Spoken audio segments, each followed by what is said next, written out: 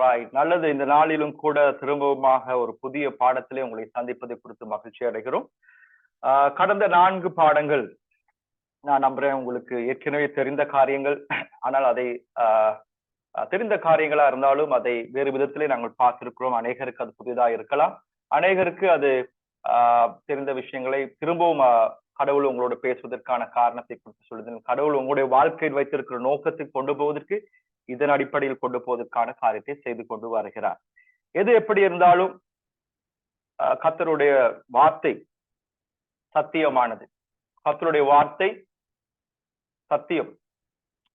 உலகத்தில் இருக்கிற சுற்றி இருக்கிற காரியங்கள் நிஜமான காரியங்கள். சுற்றி இருக்கிற காரியங்களை பார்க்கும் பொழுது, அதை பஞ்சேந்திரியங்களால் பார்க்கும் பொழுது, எங்களுடைய சரீரத்தின் பஞ்சேந்திரியங்களால் பார்க்கும் பொழுது, அது எங்களை ஆட்கொள்வதற்கு இடம் கொடுத்தால் அது எங்களுடைய வாழ்க்கையில் என்ன செய்யுமா? ஜீவனை உண்டு பண்ணாதாம். வசனத்திலே பார்த்தோம், ரோமர் 8ஆம் அதிகாரத்திலே ஒரு வசனத்தை பார்த்தோம். என்னது ஞாபகம் இருக்குதா? ஆவியின் சிந்தையோ மாம்ச சிந்தையோ ஜீவனும் சமாதானம், மரணம். மாம்ச சிந்தையோ சமாதானம்.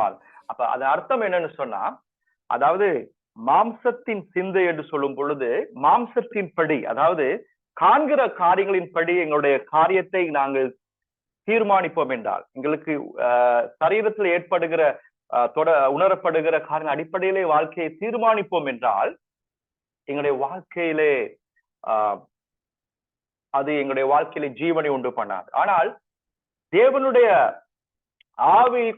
ஆவியானவருக்குள்ளாக ஆவியில் ஏற்பட்ட மாற்றத்தின் அடிப்படையிலே நாங்கள் தீர்மானம் எடுக்கும் போது அது எங்களுடைய வாழ்க்கையிலே பிரதான மாற்றத்தை கொண்டு வரும் என்பதை குறித்து, அது ஜீவனையும் சமாதானத்தை கொண்டு வரும்படி சொல்லி நாங்கள் கற்றுக்கொண்டோம். அப்ப கடந்த வாரத்தின் பாடம் உங்களுக்கு எல்லாருக்கும் புரிந்திருக்கும் என்று நம்புகிறோம்.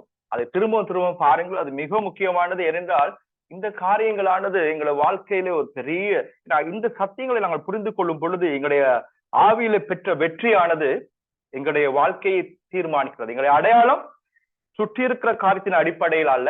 எங்களுடைய அடையாளம் இருப்பது ஆவியிலே நாங்கள் பெற்றுக்கொண்ட அந்த வெற்றியின் அடிப்படையில். ஆவியிலே நீங்கள் கிறிஸ்துவுக்குள் யார் என்பதை குறித்த அடிப்படையிலே உங்களுடைய வாழ்க்கையை தீர்மானிக்கப்படுகிறது. ஆக சுற்றிலும் இருக்கிற ஐம்புலன்களால் பார்க்கிற காரியங்கள் அடிப்படையில், அல்லது பதவியின் அடிப்படையில் அல்ல, அல்லது ஊழியத்தின் அடிப்படையில் அல்ல, அல்லது மற்ற காரியங்களின் அடிப்படையில் அல்ல உங்களுடைய ஐடென்டிட்டி அல்லது உங்களுடைய அடையாளம் காணப்படுவது.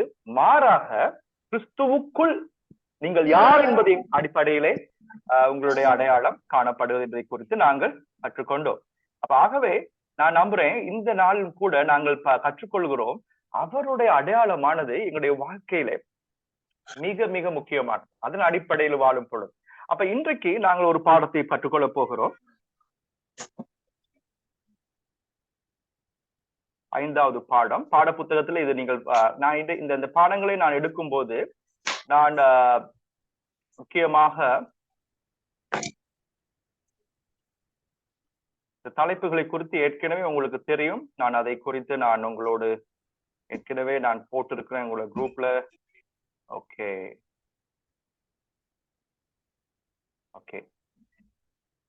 ரைட். ஓகே, இன்றைக்குரிய பாடத்தின் தலைப்பு கிருபையினால் நீதிமானாக்கப்படுதல்.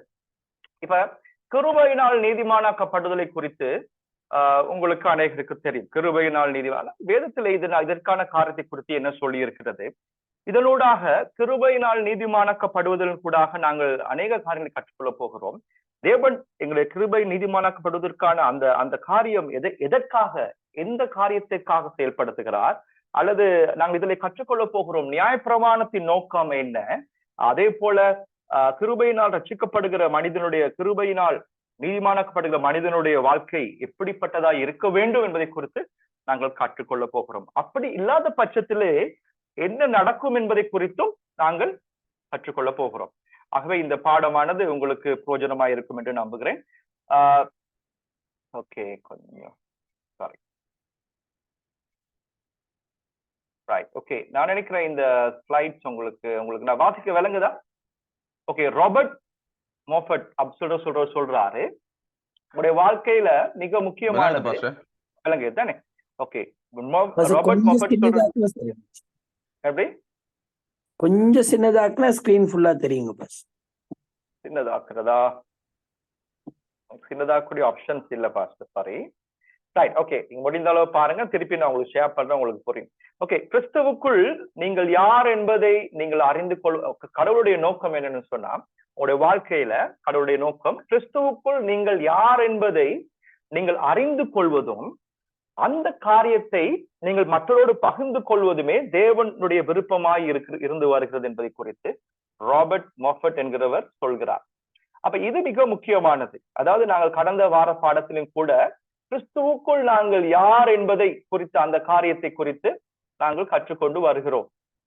ரைட், கிறிஸ்துவுக்குள் நீங்கள் யார் என்பதை குறித்து நாங்கள் கடந்த பாடத்திலே கற்றுக்கொண்டோம். கிறிஸ்துவுக்குள் நீங்கள் இப்பொழுது புது சிருஷ்டியாய் இருக்கிறீர்கள்.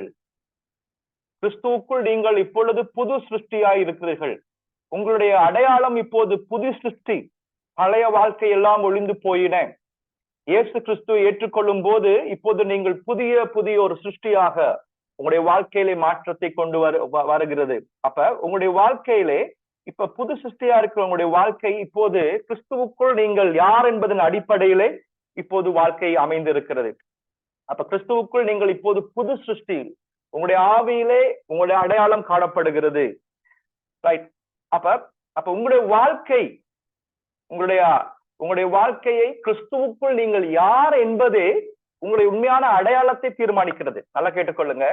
நிறைய பேருடைய வாழ்க்கையில ஃபெயில் பண்ணக்கூடிய ஒரு சந்தர்ப்பம் என்னன்னு சொன்னா, நான் நிறைய பேருடைய வாழ்க்கையில நான் கண்டிருக்கிறேன். நிறைய ஊழியக்காரர்கள் நிறைய பேருடைய வாழ்க்கையில அவர்களுடைய அடையாளம் அவருடைய ஊழியத்தின் அடிப்படையில் இருக்கிறது. அவருடைய அடையாளம் அவருடைய படிப்பின் அடிப்படையில இருக்கிறது. தியோலஜி, மாஸ்டர்ஸ், டாக்டரேட், அப்படித்தான் நினைக்கிறாங்க. அவர்தான் அவருடைய அடையாளம் நினைக்கிறாங்க. சிலருடைய காரியங்கள் தன்னுடைய வரங்களின் அடிப்படையில் இருக்கிறது. ப்ராபசி சொல்றது, அல்லது மற்ற ஊழியங்கள் செய்வது, பிசாசு விரட்டுவது. அப்ப யாரா கேட்டா அந்த பாஸ்டர் பிசாசு விரட்டுறவரா, அந்த பாஸ்டர் சுகப்படுத்துறவர், அதுதான் அடையாளம் நினைக்கிறாங்க. ஆனா அதெல்லாம் எங்களுடைய காரியங்கள், எங்களுடைய கிரியைகள். மாறாக அது எங்களுடைய அடையாளம் கிடையாது.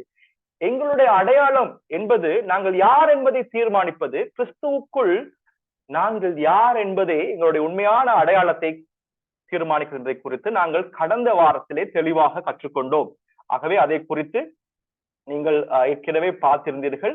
அதை குறித்து உங்களுக்கு சொல்ல வேண்டியது கிடையாது. அப்ப நாங்கள் அதை குறித்து சில உதாரணங்கள் சொன்னோம். கிறிஸ்துவுக்குள் நீங்கள் இப்போது புது சிருஷ்டியா இருக்கிறது. அவருடைய உரிமை சொத்து, அவருடைய சுதந்திரம். அதே போல இப்போது கிறிஸ்துவுக்குள் நீங்கள் பரிசுத்தவான், கிறிஸ்துவுக்குள்ள நீங்கள் அவருடைய ராஜ்யத்தின் பரிபூர்ணமாக்கப்பட்ட நிலையில் இருக்கிறீங்க. இப்போது நீங்கள் அவரை நோக்கி அப்பா பிதாவே அவரை நோக்கி முடியக்கூடிய சூழ்நிலை, அவருக்குள்ளாய் பரிசுத்தமும் நீதியும் உண்மையுமாய் இருக்கிற ஒரு நபராக இருப்பதை குறித்து கடந்த வாரத்திலே நாங்கள் கற்றுக்கொண்டோம். அது உங்களுக்கு தெரியும். அப்ப அந்த காரியத்தை எப்படி எங்களுடைய சரீரத்தை கடத்துவது என்பதை குறித்து நான் உங்களுக்கு கற்றுக் கொடுத்தேன். அதை குறித்து நாங்கள் அதிக நேரம் இல்லாதபடியினாலே அதை குறித்து நான் பேச விரும்பவில்லை. ஓகே, இன்றைக்கு நாங்கள் அதை கிறிஸ்துவுக்குள் உங்களுடைய அடையாளம் என்பது ஆவியில ஏற்பட்ட அந்த மாற்றத்தின் அடிப்படையிலே நீங்கள் உங்களுடைய அடையாளம் தீர்மானிக்கப்படுகிறது. ரைட், அதே போல நாங்கள் இந்த நபர்களை குறித்து நாங்கள் கற்றுக்கொண்டோம். யாரும் ஞாபகம் இருக்கா? ரெண்டு பேரை குறித்து கற்றுக்கொண்டோம். கடந்த பாடங்களுக்கு ரெண்டு பாடங்களுக்கு கடந்த வாரம், அதுக்கு வாரத்துக்கு ஞாபகம் இருக்கா? யாரு? பரிசேயனும் பரிசேயனும் ஆயக்காரனும். இது முக்கியமானது. பரிசேயனுடைய ஆயக்காரனுடைய வாழ்க்கையை குறித்து கற்றுக்கொண்டோம். அதுல என்ன கற்றுக்கொண்டோம்?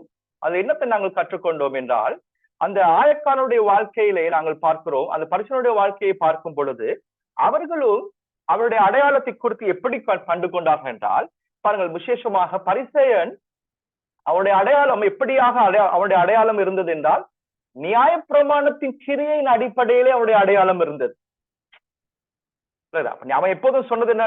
நியாயப்பிரமாணத்தின் அடிப்படையில நான் வாழ்றேன், நியாயப்பிரமாணத்தின் அடிப்படையில நான் கிரியை செய்கிறேன். அதாவது நியாயப்பிரமாணத்தின் செய்யப்படுகிற கிரியையின் அடிப்படையிலே அவனுடைய அடையாளத்தை குறித்து அவன் பேசிக் கொண்டிருக்கிறான். நான் இப்படிப்பட்டவன், இப்படி காணிக்க கொடுக்கிறேன், இப்படி நான் சபைக்கு வர மக்களை போஷிக்கிறேன், இப்படி நிறைய காரியங்கள் சொல்றான்.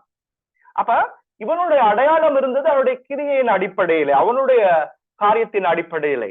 ஆனால் அவன் தேவனுக்கு முன்பதாக தான் யார் என்பதை குறித்த அந்த அடையாளத்தை அவன் புரிந்து கொள்ளவில்லை. அதான் பிரச்சனை. அதாவது தேவனுக்குள்ளாக தன்னுடைய அடையாளம் எப்படிப்பட்ட தான் இப்படிப்பட்ட சூழ்நிலை இருக்கிறேன் என்பதை அவன் புரிந்து கொள்ளாதபடினாலே நாங்கள் பார்க்கிறோம் அவனுடைய சுயநீதி, அவனுடைய கிரியைகள், நியாயப்பிரமாணத்தின் கிரியைகளை குறித்து அவன் நம்ப தொடங்கினபடினாலே, அவனுடைய அடையாளம் அதிலே இருந்தபடினாலே ஒரு சுயநீதியை மட்டும் பார்த்து கொண்டிருந்தான். ஆனால் ஆயக்காரனை பொறுத்தவரையிலே அவனுடைய அடையாளம் அவனுடைய கிரியையின் அடிப்படையில் இருக்கவில்லை, மாறாக அவனுடைய அடையாளம் தேவனுக்குள்ளாக தான் யார் என்கிற அடிப்படையிலே, தேவனுக்கு முன்பதாக நான் எப்படிப்பட்டவன் என்பதன் அடிப்படையிலே அவன் யோசிக்க தொடங்கின போது அவனுடைய வாழ்க்கையிலே தன்னுடைய அந்த அந்த தேவனுடைய சந்நிதியிலே அவனுடைய நிலைமை அதை அவன் பார்க்கும் பொழுது தன்னை தகுதியற்றவன், தன்னுடைய அந்த நிலைமையை பார்க்கும் பொழுது அவனுடைய வாழ்க்கையை குறித்து அவனுக்கு ஒரு ஒரு ஒரு ஒரு குற்ற உணர்வு அவனுக்குள்ள வர தொடங்கியது. அவன் என்ன செய்கிறான்? அப்போது அவன் தீர்மானிக்கிறான், என்னுடைய வாழ்க்கையை தீர்மானிப்பது எனக்கு முடியாது, எனக்கு ஒரு உதவியாளர் தேவை அல்லது ஒரு ரட்சகர் தேவை. அதாவது அவனுடைய வாழ்க்கையிலே அவன் சொல்லுகிற காரியம், என்னால் என்னுடைய வாழ்க்கையை தீர்மானிக்க முடியாது, என்னால் என்னுடைய வாழ்க்கையை தீர்மானிப்பது, இந்த வாழ்க்கையை என்னால ஆண்டவருக்காக உண்மையாய் வழிநடத்துவதற்கு என்னால முடியாது, நான் என்னுடைய சூழ்நிலையால் முடியாது, எனக்கு ஒரு ரட்சகர் தேவை என்கிற காரியத்தை குறித்து அவன் உணர தொடங்குகிறான். அப்ப இந்த சம்பவத்தை பார்க்கும் பொழுது, பரிசுத்தனுடைய வாழ்க்கையை பார்க்கும் பொழுது அவனுடைய செயலின் அடிப்படையிலே அவனுடைய நீதியை தேடிக்கொண்டிருந்தான். செயலின் அடிப்படையிலே, நியாயப்பிரமாணத்தின் கிரியின் அடிப்படையிலே என்ன செய்கிறான்? தன்னுடைய சுயநீதியின் அடிப்படையிலே அவன் தன்னை நீதிமானாக்க பார்க்க முற்படுகிறான். ஆனால் ஆயக்காரன் வாழ்க்கையை பார்க்கும் பொழுது ஆயக்காரன் என்ன செய்கிறான்? நியாயப்பிரமாணத்தின் கிரியின் அடிப்படையில் அல்லாமல் தேவனுக்கு முன்பதாக தன்னை தாழ்த்த முற்படும் பொழுது, தன்னுடைய வாழ்க்கையை அவன் தாழ்த்த முற்பட்ட போது, தன் தகுதிகளை காட்ட முற்பட்ட போது அவன் என்ன சொல்கிறான் என்றால், ஆண்டவரே, எனக்கு இது தனியாக முடியாது, எனக்கு உங்களுடைய உதவி தேவை, இந்த வாழ்க்கையை நான் வாழ்வதற்கு, எனக்கு இந்த வாழ்க்கையிலிருந்து விடுதலை செய்வதற்கு எனக்கு ஒரு ரட்சகர் தேவை என்கிறதை அவன் சொல்ல முற்படுகிறான். இப்ப இன்றைக்கு நாங்க பார்க்கும் பொழுது, இந்த உலகத்தை பார்க்கும் பொழுதும் எங்களுக்கு புரிகிறது, உலகத்தை பார்க்கும் பொழுதும் இன்றைக்கு மக்களுடைய வாழ்க்கையில என்ன செய்கிறார்கள்? தங்களது கிரியைகளினாலே, தங்களுடைய நல்ல காரியங்களினாலே தங்களுக்கு சுய நீதியை சம்பாதிக்க போராடி கொண்டிருக்கிறார்கள். அது ஒருவேளை அது கிறிஸ்தவர்களாயும் இருக்கலாம் அல்லது உலக பிரகார மனிதனா இருக்கலாம். அவர்கள் என்ன செய்கிறார்கள்? தங்களை சுயநீதியை காட்டுவதுபடிக்கு, சுயநீதியை சம்பாதிக்கும் படிக்கு, தங்களை நீதிமான்களாய் காட்டும்படிக்கு விரும்பி கொண்டு இருக்கிறார்கள். ஆனால் அதே விதமாகத்தான் இந்த பரிசேயனும் என்ன செய்கிறான்? தன்னுடைய சுயநீதியை காட்டுவதற்கு நியாயப்பிரமாணத்தின் கிரியையின் அடிப்படையிலே அவனுடைய சுயநீதியை காட்ட முற்படுகிறான். அப்ப எங்களுக்கு புரிகிறது, பரிசேயனுடைய அந்த சுயநீதி அவன் நியாயப்பிரமாணத்தின் அடிப்படையிலே காட்ட முற்படுகிறான். ஆனா வேத வசனம் என்ன சொல்கிறது? ரோமர் 3ஆம் அதிகாரம், இந்த நாளிலே கொஞ்சம் வேத வசனங்களை வாசிக்க போகிறோம், ஏனென்றால் நாங்கள் இந்த தெளிவுபடுத்துவதற்காக. ரோமர் 3ஆம் அதிகாரம் 20ஆம் வசனம் சொல்கிறது, இதை நீங்கள் எழுதிக் கொள்வது நல்லது என உங்களுடைய சபையில் இருக்கிறவர்கள் கற்றுக்கொள்ள முடியும், ஏற்கனவே உங்களுக்கு தெரிந்திருந்தாலும் கூட. வேதம் சொல்லுகிறது, ரோமர் 3ஆம் அதிகாரம் 20ஆம் வசனம் என்ன சொல்லுகிறது என்றால், வசனத்தை வாசிக்க முடியுமா? யாராவது வாசிங்கள். இப்படி இருக்க பாவத்தை அறிகிற அறிவு நியாயப்பிரமாணத்தினால் வருகிறபடியினால் எந்த மனுஷனும் நியாயப்பிரமாணத்தின் கிரியைகளினாலே தேவனுக்கு முன்பதாக நீதிமானாக்கப்படுவதில்லை. வசனம் தெளிவாக சொல்லுகிறது, இந்த பாவத்தை அறிகிற அறிவு நியாயப்பிரமாணத்தில் வருகிறபடியினாலே எந்த மனுஷனும் தேவனுக்கு முன்பதாக, நியாயப்பிரமாணத்தின் கிரியைகளினாலே தேவனுக்கு முன்பதாக யாருமே நீதிமானாக எண்ணப்படுவது கிடையாது என்று சொல்லி வசனம் தெளிவாக சொல்லுகிறது. அதற்கு காரணம் ஒன்று உண்டு. அதாவது கிரியைகளினால் நீதிமானாக முடியாது, தேவன் எதிர்பார்க்கிற மட்டத்தை செயல்படுத்த முடியாது. அது உங்களுக்கு தெரியும். அந்த வசனம் வேதத்தில் படிந்த ரோமர் 3ஆம் அதிகாரத்திலே 3:23 என்ன சொல்கிறது? எல்லோரும் பாவம் செய்து தேவனுடைய மகிமை அற்றவர்களாகி. அது அர்த்தம் என்னவென்று சொன்னால், தேவன் மனிதனுடைய வாழ்க்கையை அவர் எதிர்பார்க்கிற ஒரு தரம் உண்டு, அதாவது ஒரு ஸ்டாண்டர்ட் அல்லது அவருடைய ஒரு பரிபூர்ணத்தை அவர் மனிதனுடைய வாழ்க்கையில் எதிர்பார்க்கிறார். ஆனால் தேவன் எதிர்பார்க்கிற அந்த மட்டத்தை யாருமே அடைய முடியாத ஒரு சூழ்நிலையில் இப்போது மனிதர்கள் இருக்கிறார்கள். எல்லா மனிதர்களும் பாவத்தின் நிமித்தமாய் தேவன் எதிர்பார்க்கிற அந்த மகிமைக்குள் வர முடியாமல் இருக்கிறார்கள். அது தமிழ்லே கொஞ்சம் தெளிவா இல்லாவிட்டாலும் பாருங்கள், ஆங்கிலத்திலே சொல்லப்படுகிற அந்த வார்த்தையானது மிக தெளிவாய் இருக்கிறது. காரணம், பாருங்க, ஆங்கிலத்தில் சொல்லப்படுகிறது, all have sinned and fall short of the glory of God. அதாவது தேவனுடைய மகிமைக்கு அவர்கள் எதிர்பார்க்கும் அந்த மட்டத்துக்கு அந்த ஷார்ட், அதாவது அதுக்கு அந்த அளவுக்கு வர முடியாத ஒரு நபராக இருக்கிறார்கள். ஓகே பாஸ்டர் ஜஸ்டின், சத்தத்தை குறைங்க. ஓகே, அப்ப உங்களுக்கு புரிகிறது.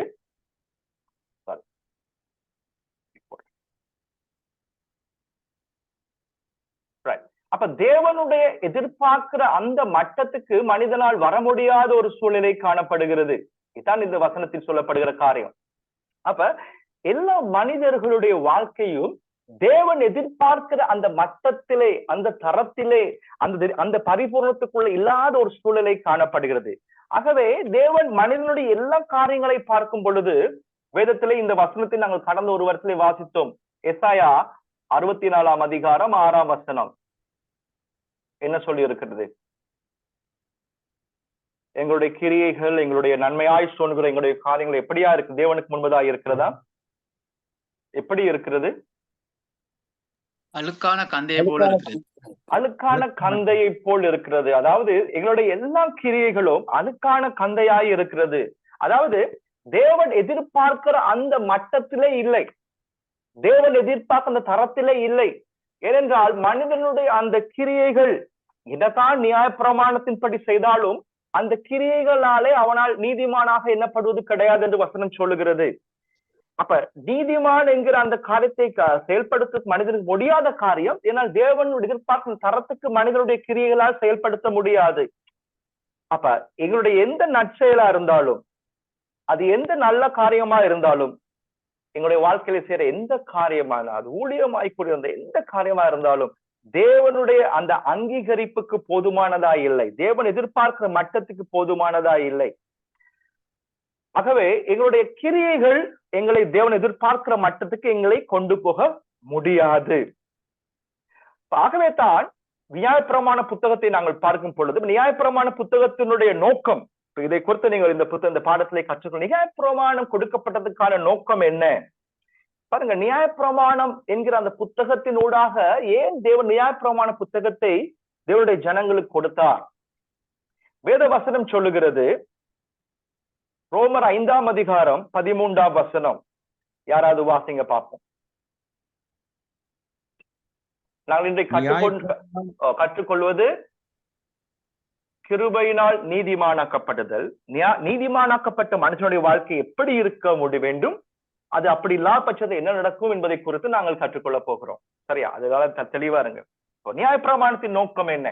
இப்ப நியாயப்பிரமாணத்துல எங்களுக்கு தேவனுடைய நீதியை பெற்றுக்கொள்ள முடியாது. ஆனால் நியாயப்பிரமாணத்தின் நோக்கம் என்ன? பாருங்கள், வாசிப்போம். நியாயப்பிரமாணம் கொடுக்கப்படுவதற்கு முன்னும் பாவம் உலகத்தில் இருந்தது. நியாயப்பிரமாணம் இல்லாதிருந்தால் பாவம் எண்ணப்பட மாட்டாது. Right, okay. அதாவது பாருங்க, வசனத்தின் அடிப்படையிலே இந்த வசனம் தெளிவாய் சொல்லுகிறது, நியாயப்பிரமாணம் கொடுக்கப்படுவதற்கு முன்னும் பாவம் இருந்தது. ஆனால் நியாயப்பிரமாணம் இல்லாதிருந்தால் பாவம் என்ன என்பது யாருக்கும் தெரியாது. இதுதான் களவு செய்யாதிருப்பாயாக என்று சொல்லப்பட்ட வார்த்தையை குறித்த அறிவு இல்லாவிட்டால் களவு செய்வது பிழை என்று யாருக்குமே தெரியாது. தெரியாது. அப்ப நியாயப்பிரமாணம் இருந்தது. ஆனால் நியாயப்பிரமாணம் இருந்தபடியினால்தான் பாவம் என்ன என்பதை குறித்து மனிதனுக்கு காட்டி கொடுக்கிறது. அப்ப அர்த்தம் என்னவென்றால், நியாயப்பிரமாணம் என்ன செய்கிறது? மனிதனுடைய பாவத்தின் அல்லது தேவனுக்கு முன்பதாக மனிதனுடைய தகுதியற்ற தன்மையை சுட்டி காட்டுவதற்காக கொடுக்கப்பட்டதுதான் என்னது? இந்த பிரமாணம், நியாயப்பிரமாணம். அதாவது மனிதன் தேவனுக்கு முன்பதாக அவன் பாவத்தை உடையவன், தேவனுக்கு முன்பதாக அவனுடைய காரியங்கள் நன்மையானது அல்ல, அழுக்கானது என்பதை சுட்டி காட்டுவதற்காக கொடுக்கப்பட்டதுதான் இந்த நியாயப்பிரமாணம். நாங்கள் இன்னொரு வசனத்தை வாசிப்போம். ரோமர் 7 அதிகாரம் 7 வசனம். இந்த வசனத்தை வாசிங்க. ஆகையால் என்ன சொல்லுவோம்? நியாயப்பிரமாணம் பாவமோ? அல்லவே. பாவம் இன்னதென்று நியாயப்பிரமாணத்தினால் நாம் அறிந்தேனே அன்றி மற்றபடி அறியவில்லை. வாசிங்க. இச்சையாதிருப்பாயாக என்று நியாயப்பிரமாணம் சொல்லாதிருந்தால் இச்சை பாவம் என்று நான் அறியாமல் இருப்பேனே. உங்களுக்கு புரியுது. அப்ப நியாய பிரமாணம் பிழை கிடையாது. ஆனா நியாய பிரமாணத்தினூடாக நியாயப்பிரமாணத்தினூடாகத்தான் பாவம், இதுதான் பாவம் சொல்றதுக்கான அந்த வரைவிலக்கணம் கொடுக்கப்பட்டது. இப்ப நியாயப்பிரமாணம் கொடுக்கப்பட்டது, அது பிழை கிடையாது. நியாயப்பிரமாணத்தின் மூலமாக பாவம், இதுதான் பாவம் என்றதான அந்த காட்சி சொல்லப்பட்டது. அப்ப அப்ப அந்த வசனத்தை சொல்லப்பட்டது பாருங்க, இச்சையாதிருப்பாயா என்று நான் நியாயப்பிரமாணம் எனக்கு சொல்லாவிட்டால் இச்சை என்பது பாவம் என்பதை குறித்து நான் எப்படி, அதை குறித்து நான் தெரியும், இச்சைக்கிறது பாவம் என்று சொல்றது எப்படி தெரியும்? நான் நியாயப்பிரமாணம் எது சொல்றதோ அதை குறித்த அந்த அறிவு என்ன செய்கிறது, பாவத்தை குறித்ததான ஒரு காரியத்தை எனக்கு புரிய வைக்கிறது.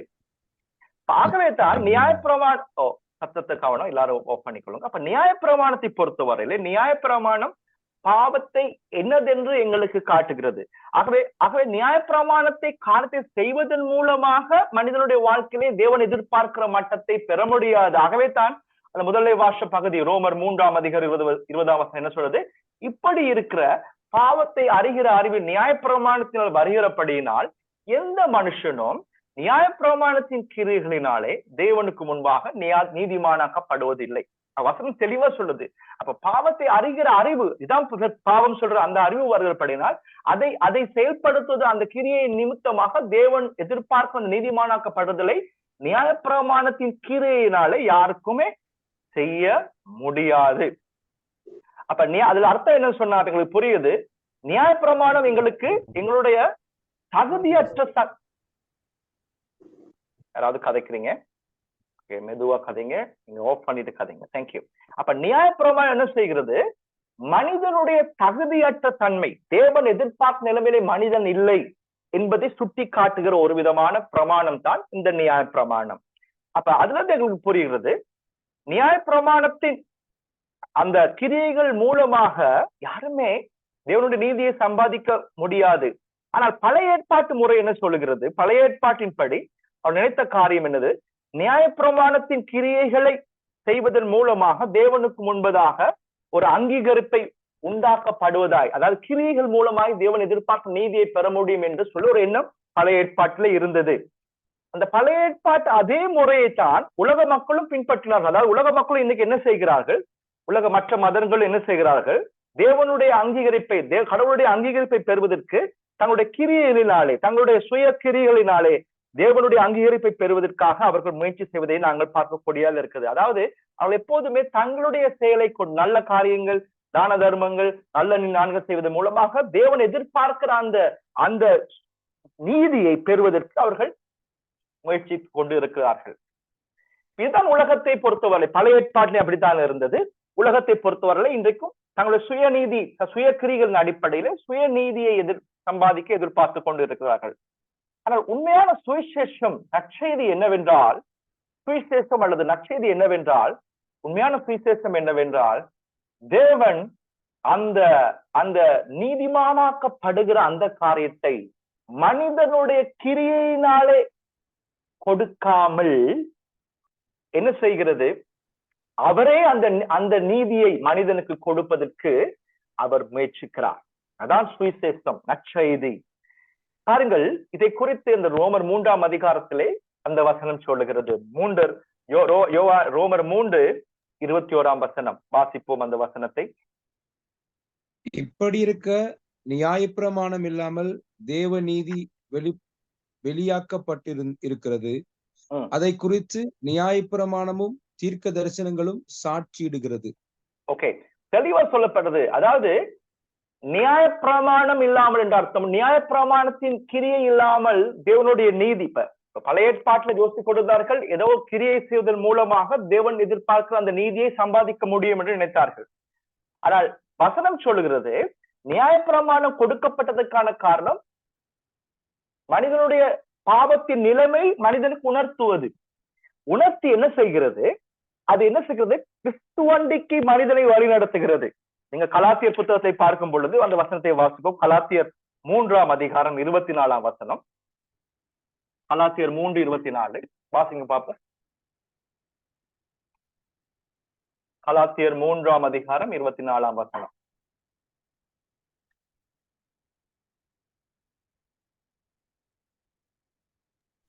இவ்விதமாக நாம் விசுவாசத்தினாலே நீதிமானாக்கப்படுவதற்கு நியாயப்பிரமாணம் நம்மை கிறிஸ்துவின் இடத்தில் வழிநடத்துகிற உபாத்தியாய் இருக்கிறது. உபாத்தியாய் இருக்கிறது.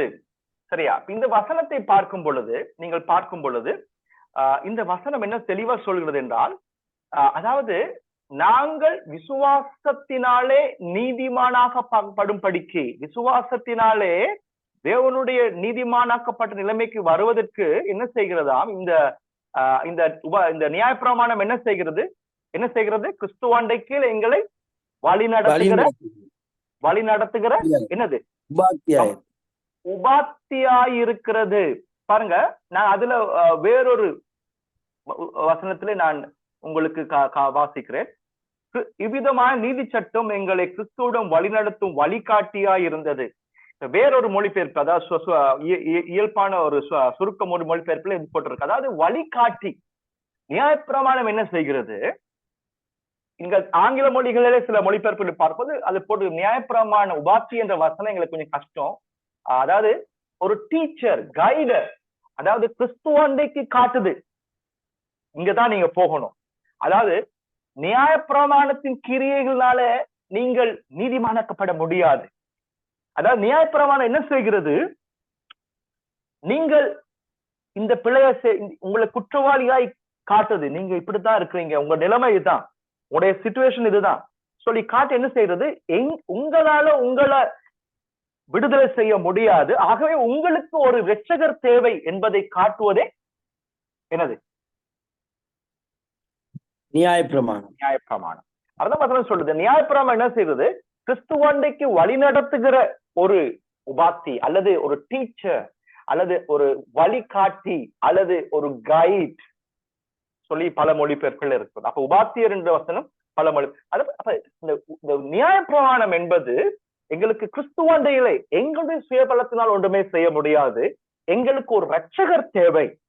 எங்களுக்கு எங்களை இந்த நியாயப்பிரமாணத்தின் காரியங்களை செய்வதற்கு எங்கள் சொந்த பலத்தினால் முடியாது. மாறாக எங்களுக்கு ஒரு இரட்சகர் தேவை என்பதை காட்டுவதே இந்த நியாயப்பிரமாணம். அப்ப ஆகவே நாங்கள் பார்க்கிறோம், அப்ப நியாயப்பிரமாணத்தின் கிரியையினால் யாருக்குமே கிரியையினாலே நீதிமானாக்கப்பட முடியாது. ஆகவே தேவன் என்ன செய்கிறார்? நியாயப்பிரமாணத்தின் கிரியை இல்லாமல் அவருடைய நீதியை, அதாவது கேட்டுக்கொள்ள, மனிதனுடைய நீதி கிடையாது. அந்த வசனத்தை பாருங்க, தேவனுடைய நீதி. தேவன் எதிர்பார்க்க ஒரு மட்டம் உண்டு மனிதனுடைய வாழ்க்கையில. அதாவது மனிதன் நினைக்கிற இது மட்டத்தை செஞ்சு அது போதும் சொல்லி, ஆனா இல்ல, தேவன் எதிர்பார்க்கிற நீதியின் மட்டம் ஒன்று இருக்கிறது. அப்ப அந்த மட்டத்தை அவரே கொடுக்க முற்படுகிறார். அதை குறித்து நியாயப்பிரமாணம், தீர்க்கதரிசனம் சாட்சியா இருக்கிறது வசனம் சொல்றது. பாருங்க, அடுத்த வசனம் சொல்றது 22ஆம் வசனம். அந்த நீதிமானாக்கப்பட்டது அந்த காரியம் எப்படிப்பட்ட காரியம் என்று வசனம் சொல்லுகிறது. பாருங்கள், வாசிங்கள்.